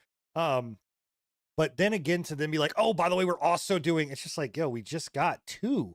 Like, and obviously this is 2026. So we're not getting it like right away. Right. Like this is going to be 2 years down the road. Well, so and to be fair, it's a remake, so it's not like it's going to be anything like new and completely mind blowing. We've already seen what Prince of Persia and the Sands of Time gives us, right? It's just this is just a retelling of that story, essentially. It's fine, honestly. I think they're spreading it out long enough with the actual release dates of them. Yeah. I think they're just building off the hype of the other Prince of Persia titles that they have now. So like, hey, guess what? There's more. Like. Yeah, I think it's fine. Well, it is a weird release schedule too, because for me, to me, being a Prince of Persia fan from before, right? The schedule that I feel like they should have went down was Prince of Persia and the Sands of Time re-release, right? That should have been the first one, right? Yeah. To get everybody's hype up, right? To be like, hey, we're bringing it back, and then you release the new ones. Yeah, they definitely it seems backwards. They flipped it. Backwards for sure, but I have a feeling that this isn't just gonna be your typical remake. Like I think that this is going to be. I'm thinking it'll be down the route of like Final Fantasy VII or whatever the for them to take this is a remake. Right, I know it's a remake, but remaster. Right, that's what I'm saying. Like I think, but I think that it's actually going to be more of a reimagining than even just a remake. Like, I think that you have a remaster, which is just them carbon copying the code, then or the game and just making it prettier. Then you have a remake, which is them pretty much staying standard to the game and then making it better and adding some functionalities. Then I think what you're going to have in this is actually a full blown reimagine where they're going to take the game, they're going to for it to be in development for 2 years and then to announce it now. That's not a remake. Like a remake is something that you're like, oh, hey, this game's coming out in 6 months, and here you go, right? Like, I don't know. That's just my kind of feeling on it. Yeah, so. I would think that would be the opposite. A remaster would be the it takes quick, and then a remake, and an entire remake would be the longer, right? Like he's going beyond remake. He's saying just a completely new game almost, but the same storyline, right? That's what I'm saying as well. Yeah. Right. But that's why I'm saying, I don't think that it's gonna like, it's my own naming thing. Like when they say remake to me, I'm like, you're keeping more closely to the core of what the game is. I have a feeling that this one is not just tweaking a few things. This is using the name and then they're going to just basically complete, like you said, Final Fantasy, 7. To me, Final Fantasy 7 is not a remake. That is a fucking, that is a reimagining. That's a whole new game. Right. With basically the storyline. We also talked about, or they showed off a lot from the XDefiant world. I'm pretty excited. Yeah, I don't know, man. I want to say we're gonna talk about PP Predicts came in. Yeah, with your boy. I called them adding not only a trophy system was what I wanted. I'm like, hey, they should add a trophy system. We need it. And I'm like, what would be more perfect to add a trophy system than Jaeger and the Rainbow Six faction?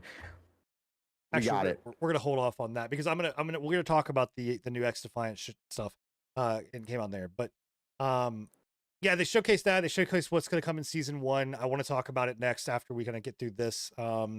But they also showcased Skull and Bones, guys. I'm telling you right now, man, this game is fucking it's DOA. It's done. It's man. rough. Yeah. It's in a very, very, very rough spot. This reminds me almost of Suicide Squad, Kill the Justice League. Like that to me is what this is. Like they completely bombed this entire release, and I don't see it going too much further. The amount of time they spent on this game too. It's sad. It really is sad. Yeah. I mean, and I think a big part of it again is the lack of PvP content. Like I know you guys get sick of me saying it, but like the lack of PvP content. Well, in this case, this is in this case, this is this isn't just a game that needed it. This is a game that had it. Yeah. And then they removed it. Well, right, exactly. Like why? Like, what this was the made no decision sense. process behind that? Yeah. I don't know. This 100% makes sense that you would be angry about them like not having PvP. Like it should have had PvP. It's a fucking pirate game. Yeah, it's a multiplayer pirate game. What's sad is that this is a game that I was actually very excited for. And Same. Then when they was that the Joker? Got it. No, it's no Joker. It is the Suicide Squad. Yeah. So did they add it in again? Did they add PvP in again? Wow. But they didn't add it. They didn't add it in as an open world. It's still a section based area. Is it still a sectioned off like instance based? Or you have to go and grab a piece of gear that then like does all that. Like even here's the sad thing about even like watching this. I'm like, dude, this looks so fucking good. Like I want to go play it. Like but then you actually play it and you're just like, you're telling me. You're telling me, like, I've been looking forward to this game since they first announced it, like 18 million years ago, and then every time they were like, "Hey, by the way, so Skull and Bones not doing too well, probably not going to happen." I was like, "You motherfuckers!" Right? And then they'd be like, "Hey, we're developing it again. I promise, it's not going to be like the last time. We're definitely going to get it done." 5 months later, hey, it probably don't get your hopes up, right? Right. Like it just PvE content in this. Yes, it makes sense, but it just PvP is what. Yeah, I mean, this is the exact product of what happens when a game gets stuck in development hell. Yeah, and you're seeing it here. Yeah. Yep. Now, are they saying? So they're saying, Pika is saying you're talking about PvP. So did they add PvP? Because it does say including our fresh including our fresh PvP mode. So are they adding a fucking PvP mode, or is it just a? And even so, like even if they add in a PvP mode, so here a 5v5 PvP mode, that's great. And then if you're telling me like, hey, like this is a mode that like my ship that I'm taking from my PvE experience now moves over into the PvP. Okay, but I don't know if there's enough there to make people want to queue for PvP. Like that's the other side of it. Like, is there enough people out there that want to do? Because if that's the case, Well, if it actually is the case, and they are gonna have a PvP mode that makes sense, I would come back. I'd be like, cool, you know what?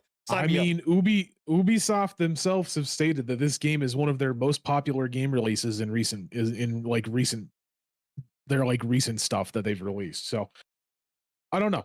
I don't personally agree with. I don't personally think that that's the case. I don't.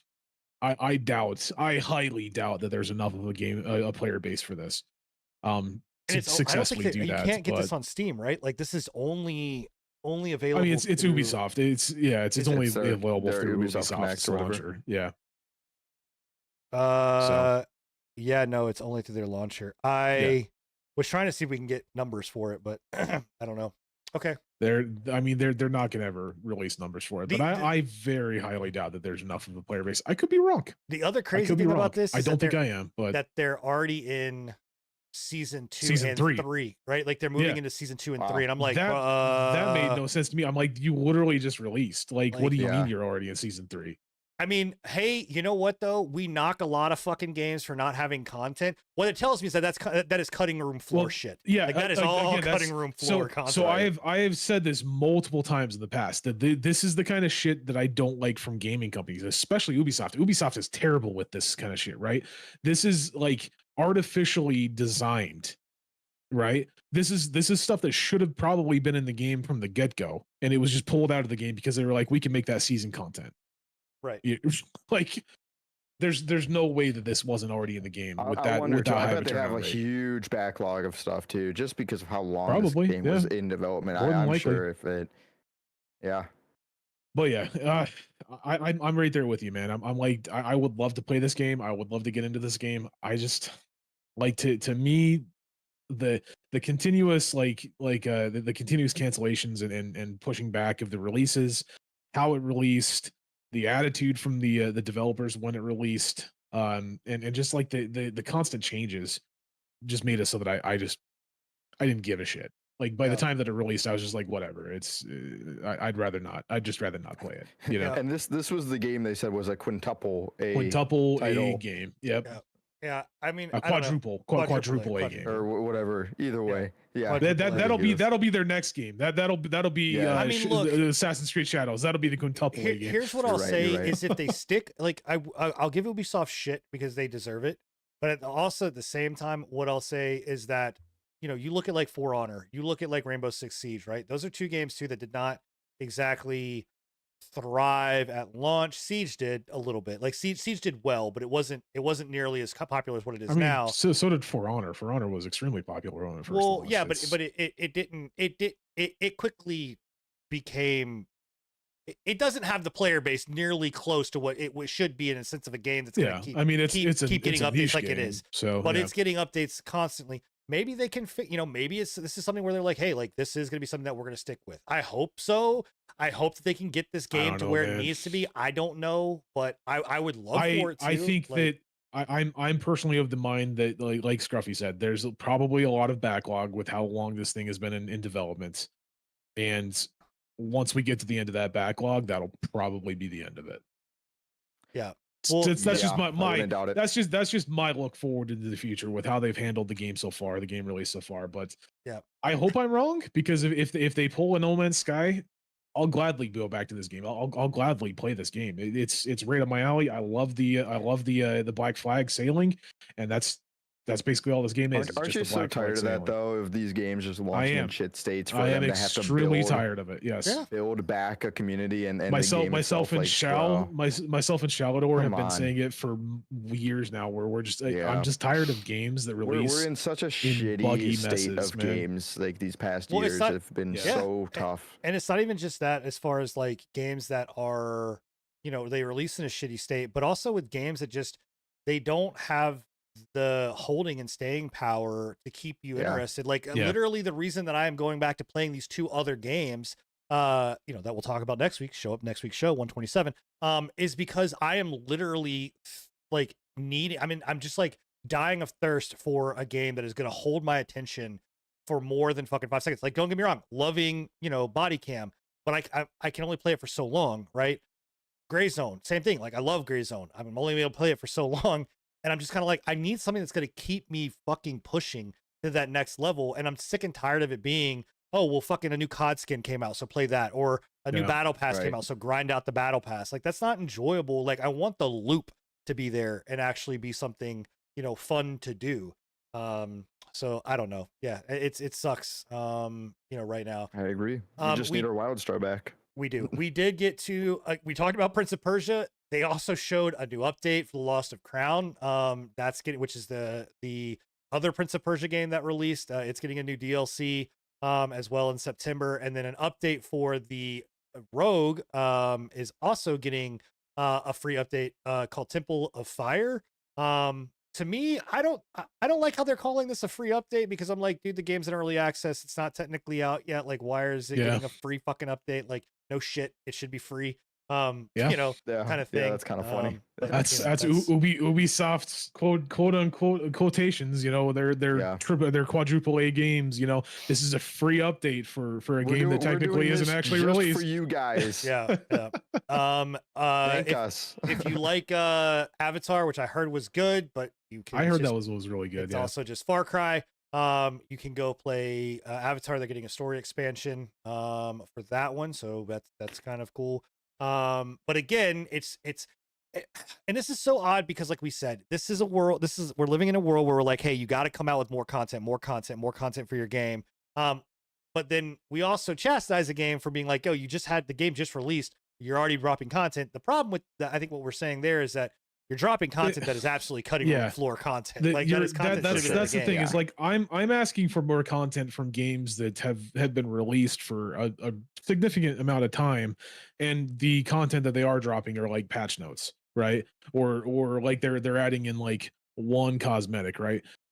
When it comes down to like something like Skull and Bones with their season 1, season 2, and season 3, it's very, very obvious that content was already in the game. It was already developed, right? Like there's no way that they developed that much. I mean, maybe there is. It's very possible. Maybe, but they just got a very dedicated drop that much. Yeah, like, but you're not dropping that much content. Yeah, that quickly without having at least 9/10 of it already complete, right? Like there's no way. There's just like, especially considering the fact that game took how long to fucking develop?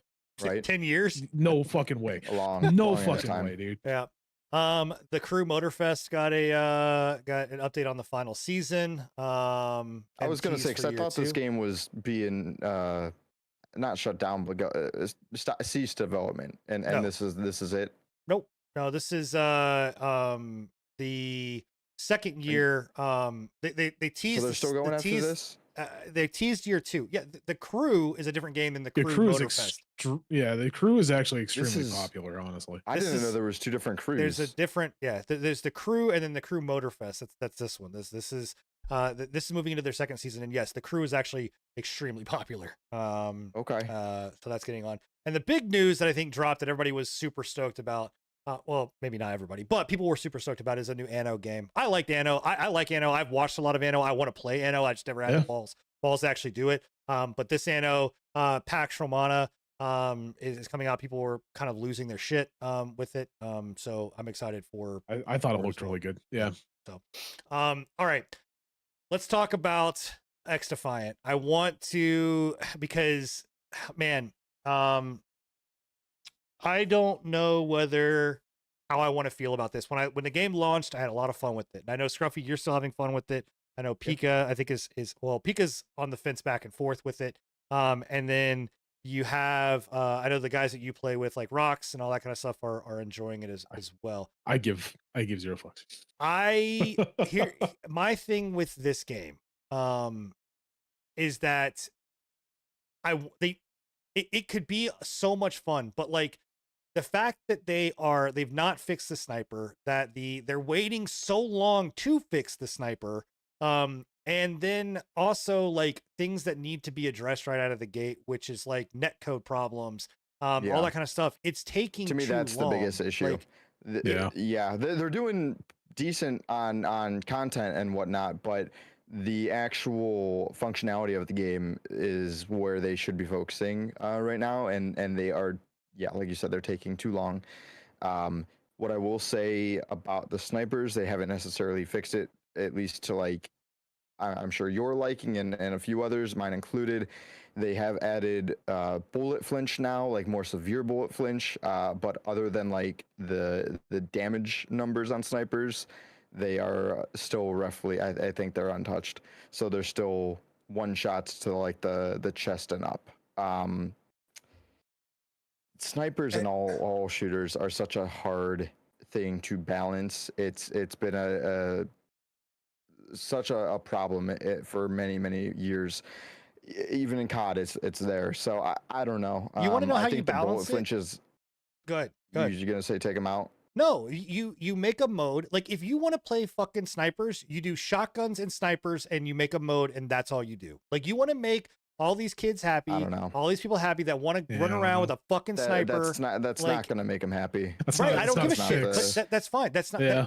Well, it's the fix is that if you're not going to do it, if you're not going to take your time to do a sniper right, because here the devs for this game are ex Call of Duty devs. I get that, right? They came from or ex Call of Duty pros. They came from the days of the intervention on fucking MW2, trick shotting. A sniper right if it's not adding that mode, whatever you're talking about. If you're gonna have it in the game, so you're gonna have, to me, a sniper should only be able to do damage, like kill, like a one-shot kill on a headshot at all, period, right? And that headshot, the hitbox for your head should be very small. Like, and also too, if you're gonna do a chest shot, it should take, in my opinion, 2 to 3 shots to take down. I just don't think that. But at the same time, you're applying like extremely like realistic requirements to a very not realistic arcadey game. Right, but if you're gonna have like if you want that realistic of a sniper rifle, then this would be an entirely different game. The problem, I guess it would be more akin to Siege, right? No, because the problem that you introduce is that if you don't do those mechanics like that, then you have people that are running around that are on a tiny ass map using a sniper rifle that one shot kills no matter where it hits, and even with the bullet flinch, it doesn't matter. Like they can just jump, pop you, and you're done, and you're fucked. Like, and so on top of that, I'm not arguing with you on that point. Problem. I'm not arguing. I agree with you that I think that they've done the snipers extremely dirty. Like it's not a very good way of doing things. But like at the same time, making it ultra realistic sniper mechanics in a not realistic at all arcadey shooter I don't think is the fix. Like, I mean, that's I'm not asking for. I think this game compared to like say COD is an easier time to go up against snipers because you actually have multiple ways to counteract them with your abilities and characters and you know.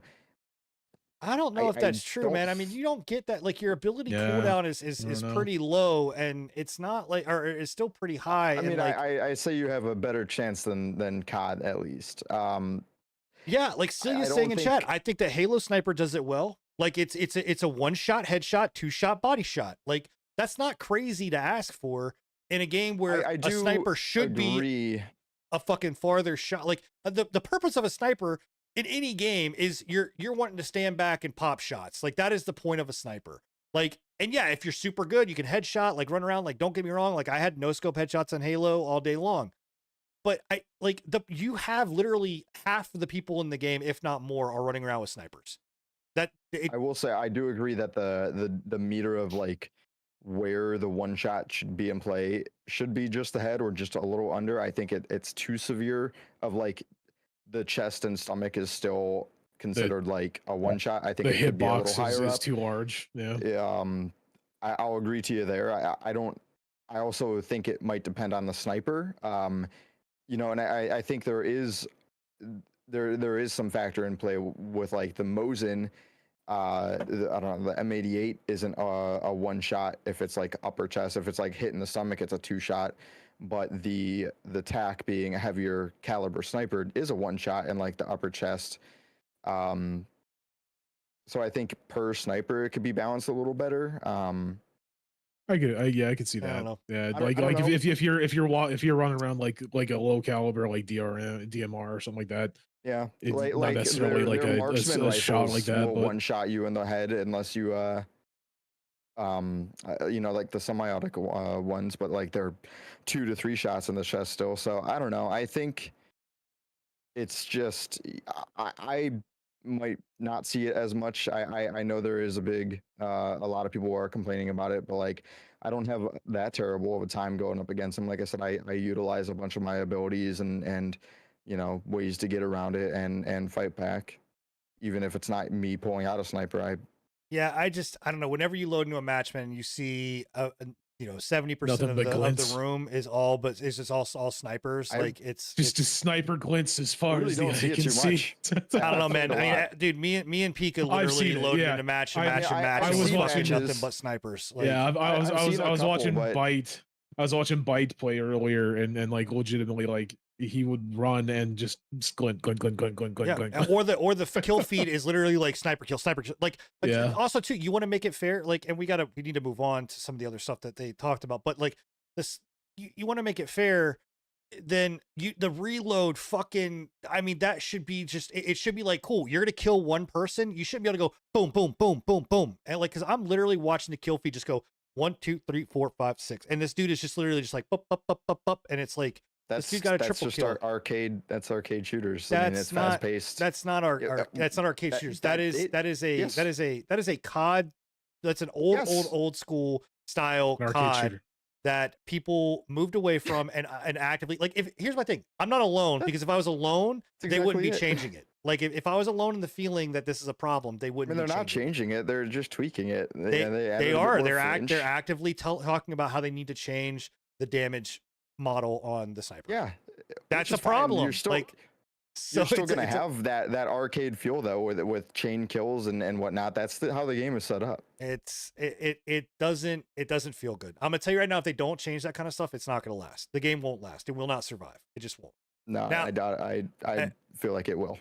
As far as the other stuff, they did announce, like you said, Scruffy, the Rainbow Six The new faction. faction coming out. Yes, sir. You know, which I think is good. They're getting the new They mode. fixed, not fixed. They tweaked B hopping as well, by the Yep, way, yep, to and add on to crouching. it. And crouching, so you can't just spam B hop and crouch anymore. Though you still see it a bit. It just you can't consistently do it. Yeah. Oh, well, the biggest thing there was that I think the reason that they did that was, instead of fixing it, giving vulnerability, which it was doing, it was kind of giving iframes. They were just like, we'll tweak it so where now you just can't do it as much. Yeah. You know, because I don't know if, I don't know about the iframes. What do you dude, mean? I'm gonna tell you right now, like, jumping in that game, if you were jumping, you absolutely were. Like, I would Well, test it where you would not is get hit. probably in conjunction with their netcode and desync. Guarantee you, if they do manage to fix that shit, then there won't be whatever you said iframes. That Yeah. won't be a thing. Well, they need So, to fix that yeah. fucking Besides, fast. they do need to fix that shit. And it pisses me off because I run around a corner, I get shot 5 minutes back. I'm like, what the fuck? Yeah. So, Yeah. which is yeah. just, again, this is a shocker that all of these games should have, or this game should have launched with these things figured out, considering how long it took to fucking make. Dude, Like, yeah, this that- game that's more it. so than others, definitely. Yeah. Yep. So anyway, getting a bunch of update. We're getting the new class. It's gonna have the Jaeger like deployable type of Riot thing, Shield. Riot Shield, and new capture flag, which is exciting. I think that'd be fun. And TDM. and TDM, and then also getting the ranked mode. So that And was a new everything that they talked about. Yep, new map as well. Yep. All right, moving on. Let's talk about how the Elden Ring DLC is gonna play out. So I'm sad Bill is not here, but over half of Elden Ring players, right? I think it ended up being like 39% have actually done it. Over half are not gonna be able, are possibly not gonna be able to play Shadow of Erdtree. 35% of player base. Yeah. So Why? because you have, so, well, all right, based on the game's achievements, right? Yeah. It shows that over half of Elden Ring's players are currently missing the requirement that you need to play Shadow of Erdtree DLC, which is you have to go in and kill off a certain boss to be able to do so. So to kind of do this, it says there's prerequisites that must be met for players to access a DLC. And Elden Ring is no exception. It's known that basically Elden players must have the optional boss Mog, Lord of Blood, defeated on their current playthrough if they want to play the DLC. What's wrong with that? What's wrong with that? Only 35% of the fucking population has done it. Play the game to play more content? No, it's not play. The thing is, it's not play the. It's an optional boss, so it's not like a boss that you. It's not like defeating Milena, right? Or like the Tree Sentinel, which is still optional. I mean, optional or not, I don't see. I see it as a problem with them. Like, if this had not been found, that I don't know if From Software would have actually announced it or said anything. Like, this is, I don't know. To me, this is kind of like, hello, like. This is kind of a problem. Like, you know, if you're gonna have all of these people buying this fucking game and they're not knowing that they have had to have completed this boss, that means that people that even completed the game, right, and got through all of it and defeated Milena is now gonna be like, why the fuck can't I access it, right? And not knowing you got to go and fucking kill this optional boss, which may not be hard for you because you've already defeated one of the hardest bosses. But still, can you imagine loading up fucking on release day and be like, fuck yeah, Shadow of Erdtree, and then being like, what the fuck? I can't go play. I gotta go back to defeat this fucking boss. I like that. Sheldor in chat says, doesn't sound like it's very optional anymore. Exactly. It's not. It's not optional, right? Like, this is a mandatory thing. That's kind of fucked. You don't think so? There's one of the games that release DLC that you have to get to a certain point in the game to then access the DLC. You know, I get where he's coming from, because most games, it's one of those things where it's like it's a direct progression. Like you have to hit a direct progression, not an optional story. thing. You know, and it's a storyline that stems off of the game. So yeah, but it makes sense in a way that. Yeah, I'm saying I don't agree with you, Scruffy. Like that would be the case if it was one of those things where it was like it was a requirement to like finish the end game of Elden Ring, the first game, right? Not an optional boss. Like if they had just made it to where you have to finish, like kill the last boss of Elden Ring.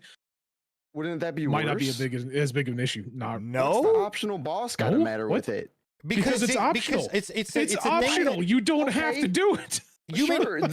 Even now that you do have to do it, now it's a main boss. There you go. But here's the other kicker. It's because of it being an optional boss and the way that Elden Ring is. And yes, Elden Ring's been out for 2 years, but the fact that it's not like Dark Souls, where it's somewhat linear in the sense that like you go from here to here to here, and yeah, you could go back and go here a bit more or whatever. Explore. Right? This is like open fucking world. There is literally on Game Rant, which where we're pulling this from, it literally goes in there and says how to get to this palace to defeat this boss, because you may completely skip it. You may not even know how to fucking get access to this boss. Sure, and now you do. Now you're learning a whole more content of the game that you might have not known before. So let me ask you a question. You buy the DLC for this game. You don't you don't listen to our podcast. You're not on our podcast, so you don't know where to go. Would I? You what the fuck? Get him out of here. So continue. You buy this, load up on launch night, ready to play. Okay. You took off the next 2 days because you're ready to go play Elden Ring, right? You load up, you can't access it, and you have no reason. You have no understanding or reason why. You just can't access it. How does that make you feel? I'm gonna figure out how to access it. If I have to look up why can't I access this and find out, I have to kill this boss, it's gonna take me an hour or two or however many to get there and kill him. Then boom, I do it, and I get to. If anything, that's rewarding to then access the content. I paid for it or not, I'm gonna play that content. I'm gonna get there. I guarantee 35% of these people haven't done this or won't be able to right now. That a shit ton of fucking refunds and negative reviews are about to hit the Steam page for this.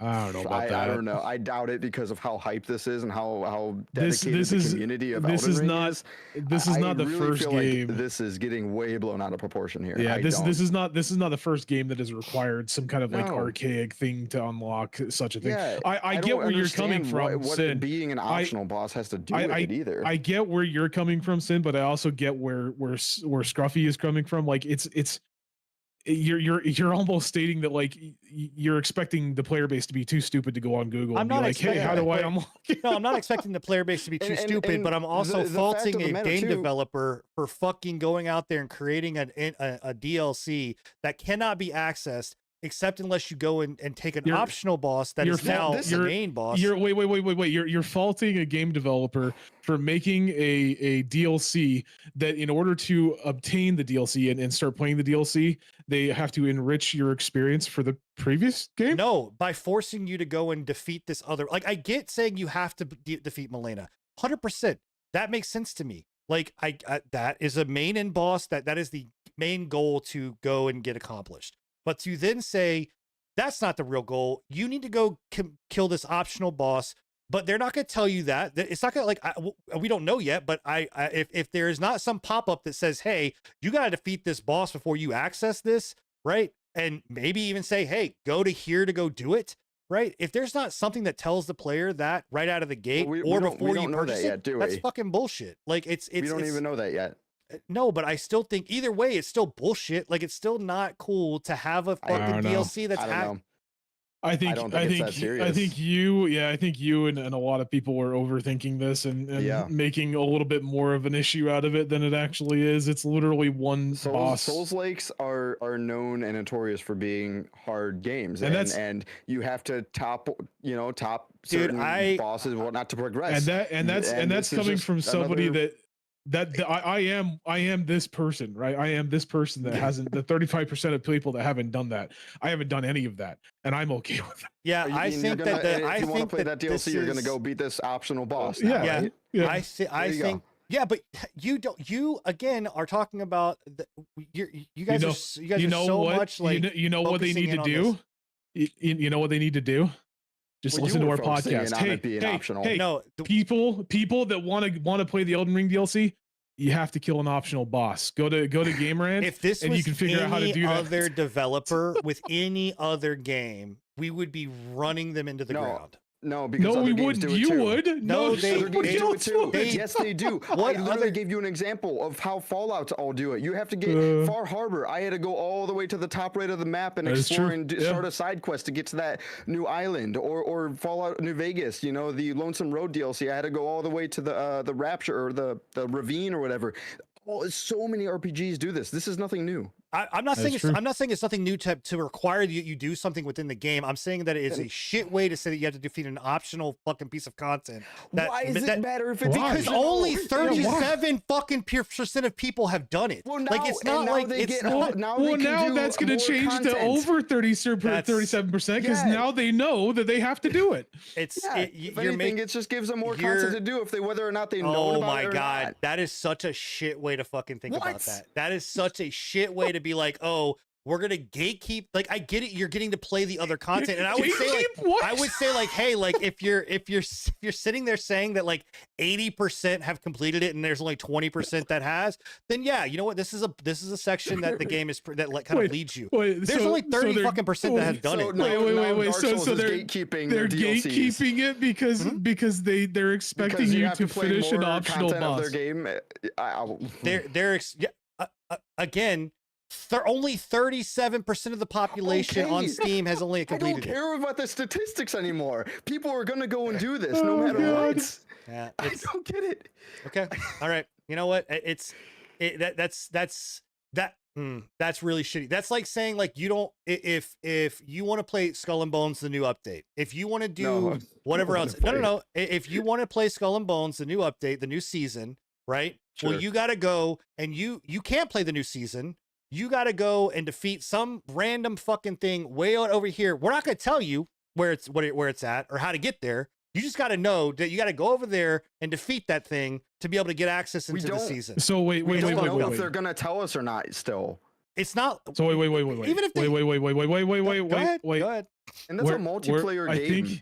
I think we're getting a little too much into this. So is Elden Ring. Barely. It's as multiplayer as fucking Sea of Thieves or Skull and Bones is. I don't know, man. I don't know.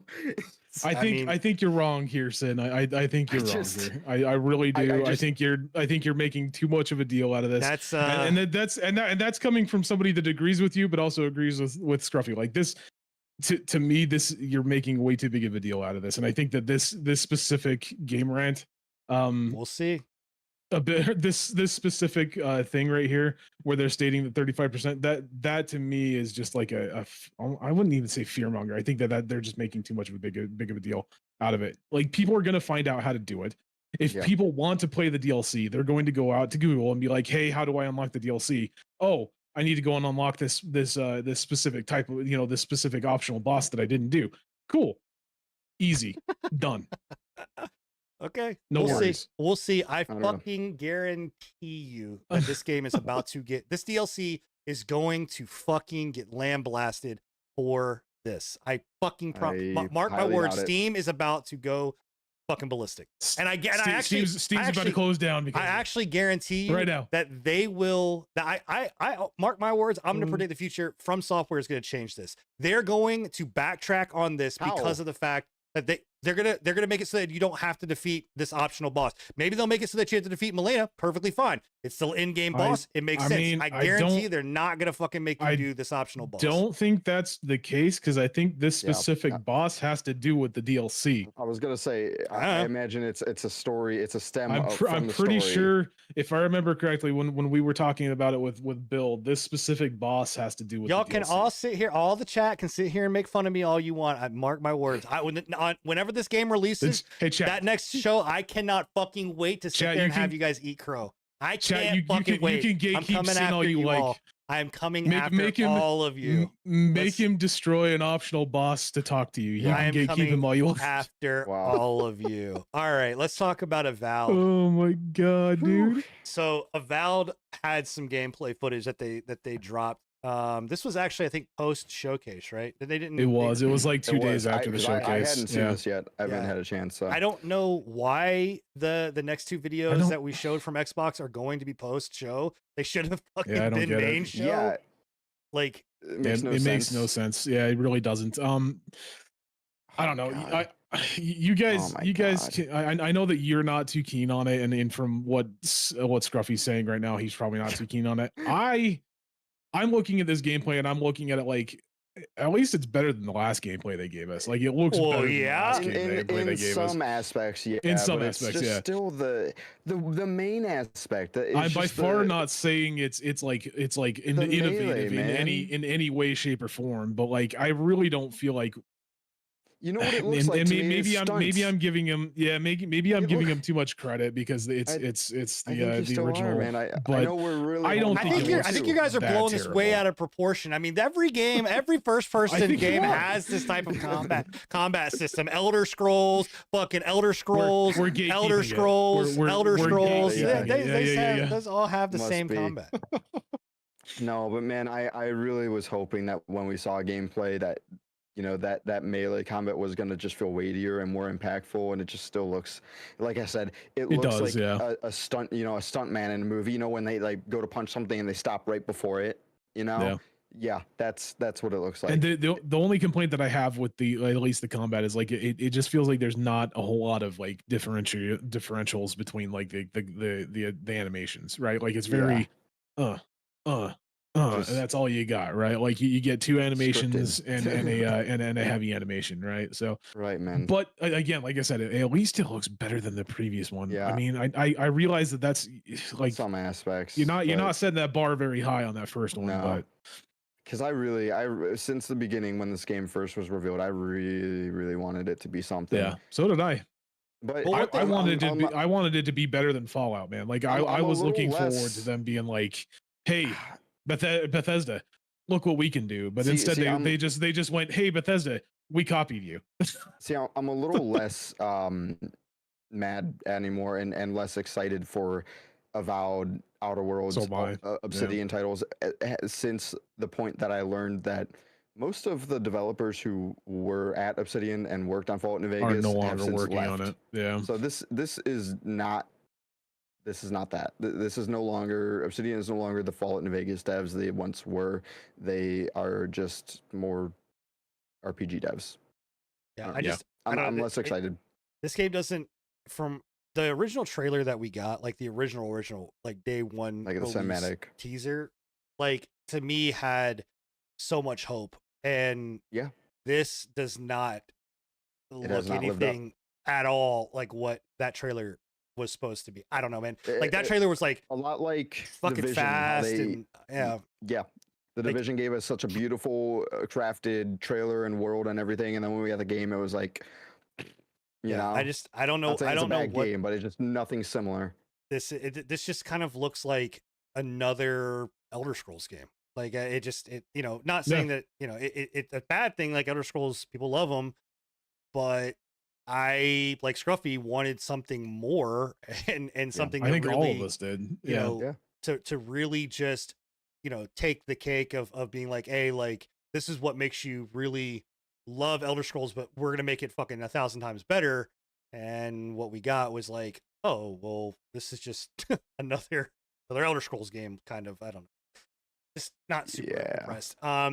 The funny thing that comes up with this is that you know, with after seeing the gameplay and seeing this footage, there was some rumors and some worry that hey, the Obsidian may be in some trouble and going after Xbox's normal kind of way they're doing things. Was like, oh, Obsidian's gonna get shut down, and the CEO had to come out and go, hey guys, we you know, no worries, like, you know, we're not gonna get shut down, like we're not worried about tomorrow, like all of this other kind of stuff. The CEO of Obsidian said that. Yeah, CEO of Obsidian. Yeah. Yep. Which means that CEO of Obsidian will be fine. He's not worried about Yeah. tomorrow, but the fucking That's rest of them are What I was definitely, thinking. you know, kind of should be, you know, I mean, this actually states that this is from PC Gamer.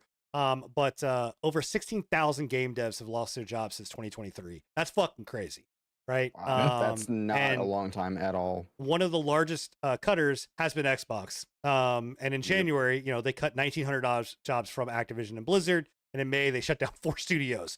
So I don't know. I mean, I don't know if we're saying in some like, dark ages, man. yeah, I don't know if it's like you can seriously come out there and be like, hey, we're not really worried. Because Yeah. I doubt that if this game fucking doesn't do well, like, You should be worried. Yeah. You I mean, might say differently. I think Hellblade, not I think him. Ninja Theory is also on that chopping block because I don't think Hellblade's doing very well, like from a financial standpoint. Maybe on Game Pass it is, but financially, I can't imagine that is doing really, really well, which is sad. But you know, also Hi-Fi Rush did amazing on Game Pass, and Yep. see where And that got them. got so. the axe. So I don't know. Avowed Yep. may be on the chopping block, or Obsidian Yep. may be on the chopping block. We also got new footage of Dragon Age: The Veilguard. Why the fuck was this not in the fucking showcase? Yeah, this Again, one again. confuses the hell out of me because, like, to me, so like they had the whole name change, right? Like, obviously, the original one was like Wolf Guard or something like that. I can't remember what the original name of it was. Dreadwolf. Dreadwolf, that was it. So they Way did a better whole name, by the way. change. Way better, better yeah. name. Yes, like, I will 100% agree with that. I don't think we ever saw any gameplay from Dreadwolf, if I'm No. not mistaken. So No, I this don't is think like so. brand fucking new, right? So and it looks great. Like to me personally, and granted, it's not a Dragon Age game. Like it doesn't look like the original Dragon Age games, right? But I think it looks good. Like I think why not make this like announcement on one of the bigger stages? Like I don't understand. I don't for both of these games. I don't see why they waited. I mean, Avowed would have either way, but yeah, this looks way better than Avowed, and they should have showed this. Yeah, I don't. I mean, this gets me hyped for Dragon Age. For, you know, It does. Yeah, that was my biggest thing as well. Is like before when it was just Dreadwolf and we hadn't really Dreadwolf. I keep forgetting what the name is. When it was just Dreadwolf, I was like, maybe I'll play it, maybe I won't. The last one didn't really, capture me all that much. This one seems like it's gonna be cool. I kind of like the idea behind it, where it's like a third person action adventure MMO, not MMORPG, but RPG.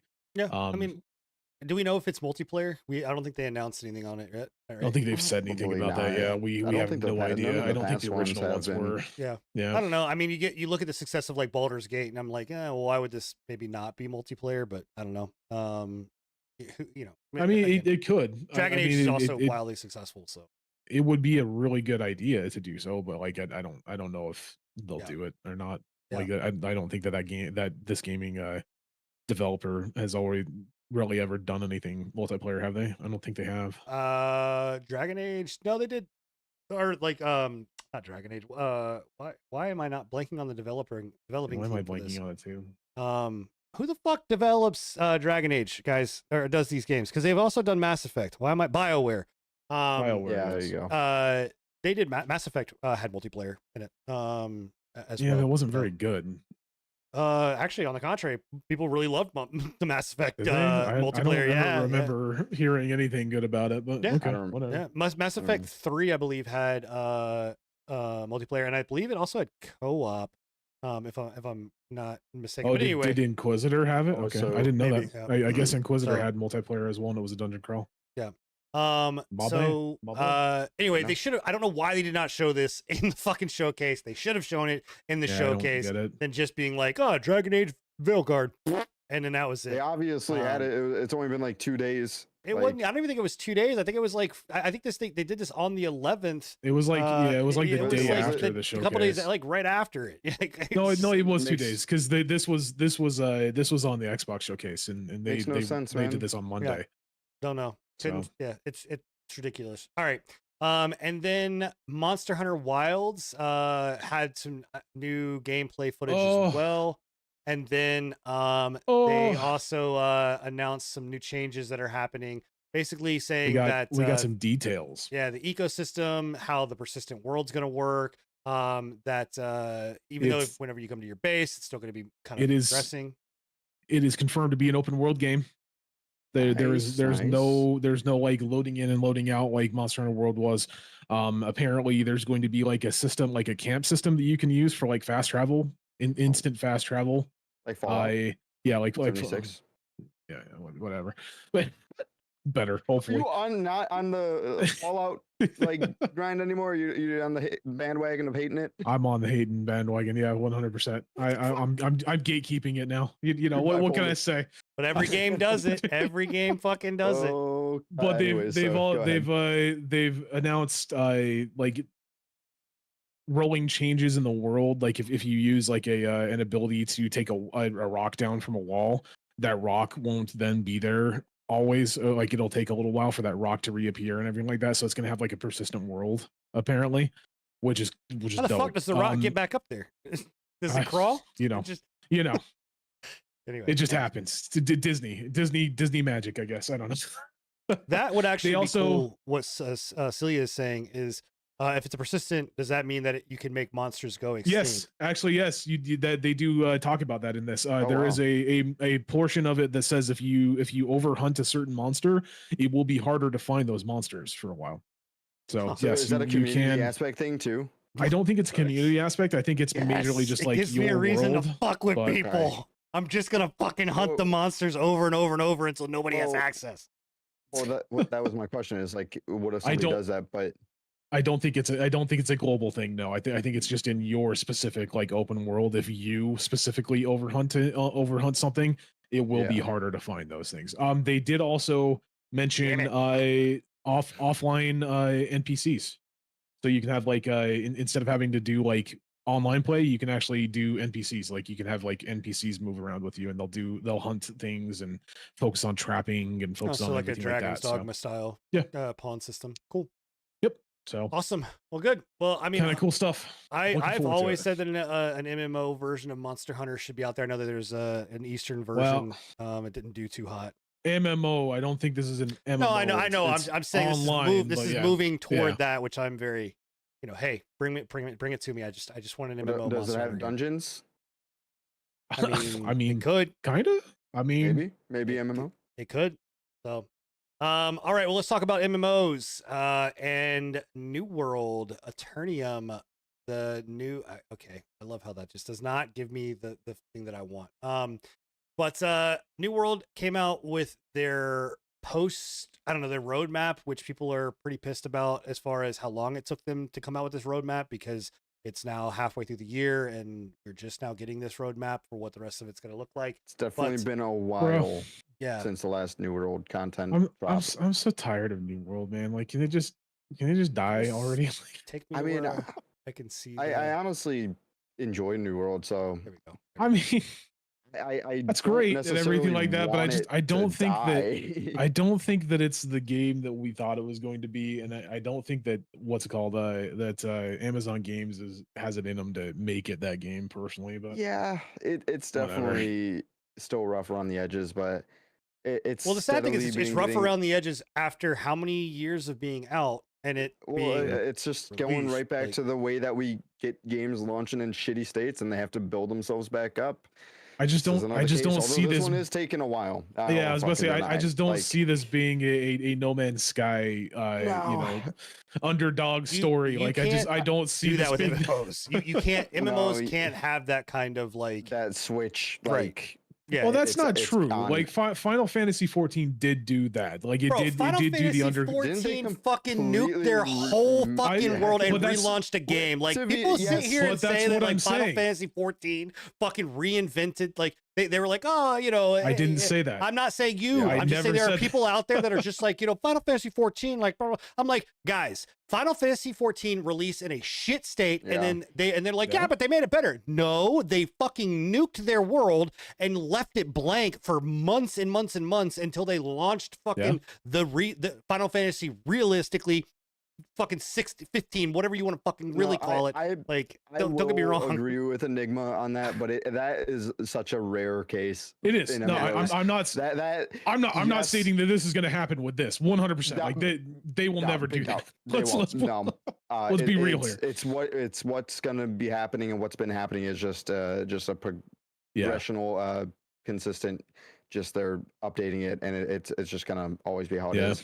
Now, I don't know, mean, man. this adds some new stuff that is nice. I mean, it's adding a new 10-player raid, new PvP zone, which I'm interested in. I can't imagine, Tin, you're not a little interested in that. You wanted more PvP in this game, and they're adding a whole new zone for it. Yeah, but it's still one of those things where it's like it's a zone, right? It's an area Yeah. that people have to go to. Yeah. I to, imagine like, it's going to be like the Dark Zone in Division kind It of is. style. Yeah, Yeah. from But what I've heard, there it's like might- an we entire don't- section of the map. There might be a big drive to go there, so you might find a good amount of PvP there. I don't know. We don't know yet. New endgame stuff is definitely what they needed. The endgame was so lackluster in this game. I mean, it was pretty much just chest runs and raids, and it's like, it wasn't enough. And then a bunch more little minor stuff. Big thing. They're adding swimming. Oh my Huge. god! Oh my 4 gosh. years after it released. I cannot believe how long it took them to add That's- swimming. that's- I was that's- just that's talking almost as- to. That's almost Oh as my bad God. as adding in mounts at like 2 years after I release. know. It was like, what? And I was just talking to J-Tan, one of our buddies here, who's like, yeah, dude, it just always felt like such an unfinished game. Just It was, not yeah. having swimming. You know, 100%. your character just walks and drowns underwater, just walking. Like, that's such Yep. like a tech demo thing. Like, yeah, I agree. Weird decision and weird how long it took them to finally get it. But hey, we have it. We're gonna have it now, coming October 15th, amongst a bunch of other. Do you, are little they things. are they So- gonna make you pay to swim? Right, they made you pay like for the they did mounts? with the mounts. I'm so not They're happy gonna about they're that gonna make shit. you they're gonna make you pay for the expansion in order to swim. Because Well, no, I'll because probably their whole thing Yeah. with this is that this is their I think I don't think Eternium is a paid thing. no, I it's just a free there content this update. is this is a relaunch. Like that's anytime that good. I see this Well, happen, I'm like, this is a yeah, because this they've is had a- multiple now. right. This is a redo of them trying to again Yeah. I think recap, because also you're getting cross platform play. Yeah, fresh start worlds again. yeah, like, again this for, like, the is- Oh third god, they're time. doing fresh start servers. Yep. Well, I don't think that's to say every server is going to be a fresh start. That they're just saying they're going to add. Even if fresh it's start not, servers. I hate after doing Arcade and Yeah. and so many of those other like Eastern MMOs, I hate when these developers do because fresh start doesn't help the game. It's not like it brings it back to life. In fact, it kills it faster No. because then people go back to those fresh start servers for like 2 weeks and are like, oh yeah, let's relive the fun, and then they leave, and then you've got hundreds upon thousands of people that are in those new probably not hundreds of thousands, but like you get what I mean, like thousands of people that are on those fresh start servers that are right back to where they were on the previous servers. Nobody to play with, no population, right? Like it's just killing the game faster because now those people are like, well, what do I do? I don't know. It's weird with New World because from what I've heard, people want and like the fresh start servers. I think everybody wants and likes the fresh start servers for the first little while, and then again, you hit that point where the new for hype this is goes the away economy for people. reason. It's the economy and the control. I get why they're doing it. I get why they're doing it, but that's again. It's the same thing that happened in ArcheAge. It's the same thing that happened in multiple of those other. I don't know if it happens that extreme in this game because I played on a fresh start server for a couple months and it did just fine. I think it may just be per server, maybe. I don't know. I really can't say, but I don't think that's gonna be a real. I mean, here's your killer of it. Your kicker, right? There's only right now, as of an hour, there's 4,600 people playing it on Steam, at least 6,400 24-hour. And that's usually where it sits in these off. When there's not such a long drought of content, that's usually around where it sits. And fresh start servers will bring back 20,000-30,000 players, and they'll be gone. Well, yeah, I mean, you look at October. So October was the last time that I think they had a big update, if I'm not mistaken. So because there was 37,395 players. And then it went, and actually the crazy thing is that they held 14, their average was around 14,000, maybe 12,000 at the lowest point during 2023. And then it went to 37, then it dropped to 24, and it's now all the way down to 4. Yeah. Well, because it's gonna be like almost a complete year for this big content update that they're doing. So it's just like there's such a drought. Yeah, they really are waiting way too long on these content drops. So yeah, I don't know. Yeah. It's sad because it could be a great game. Maybe it'll have a Final Fantasy 14 moment. Who fucking knows? I don't see it happening. All right, we're gonna run through the quick hits, and then we are gonna call it. We've actually given you guys 30 extra minutes of pre-patch podcast. I want that back next show. The key term next there. show, chat. You guys owe us 30 minutes. I'm just letting you guys know. All right. So Naughty Dog is moving away from Last of Us. They are finally working on other content in games. Thank God, because I'm sick and tired of getting fucking remakes, remasters of the remakes that they did 2 years ago. Twitch sub and gift sub prices have increased in multiple countries as well. Wait, am I reading the right? You're reading last week's. I'm reading last week's. That's right. Good job. I was like, I felt like I did this. Well I'm sorry. Well, if you missed last week's, there you go. Okay. Yeah. Bethesda is bringing back Horse Armor with $7 Starfield mission. So please don't buy that. That is just giving money for nothing. Arcane is getting season 2, which you're getting a mission. You're paying for a mission that you have to get to a certain point in the game. Fuck off. Yeah. I mean, fuck off. That is. I'm surprised that not the actual. You won't even actually be able to get to this mission unless you pay the fucking $7. Go find an optional planet that is so far off in the fucking universe that nobody's ever gone. That only 37%. But fuck it, 37%'s enough of the people. They're not gonna fucking find it, but maybe they will. Like that is the actual definition of gatekeeping. I would rather you spend $7 to fucking Starfield and that shit corporation of Microsoft than to give From Software the fucking money for Shadow of Erdtree for that shit. There you go. I said it. Quick hits. Let's go. All right. Arcane season 2 will be its last, which is sad, but hopefully we're gonna get a new. I think we're going to see more. That's going to be the end of Arcane, but I personally feel like we're going to then get another anime series featuring a different main cast. I'm in a different like in different area. Bilgewater. What is it called? Bilgewater. I want to see something else. I want to like Iona. I'd like to see like Ari or something. Iona or this won't be the end. Maybe you have to spend $500 on that one though. That might be the thing. So, and you would, because you're a Riot whale. I have not. I still haven't even installed it. Still bricking PCs, even though they haven't announced it. It's still there. It's still happening. Do not let them fool you. RE7 and RE2 are both getting a remake and coming to the Apple devices, which is going to be iPhone 15 and iPad. So yeah, that is our quick hits. Guys, episode 126 done, wrapped up. We're not gatekeeping you. You don't have to go listen to fucking episode 127 or wait. Well, you do need to listen to 127. You don't need to listen to 127. Actually, you don't need to yeah. listen to episode 15A, the secret show that no one can find. But maybe you will find it. If you do, congratulations, you get to listen to episode 127. We do actually have an episode like Hey, yeah, I know we do.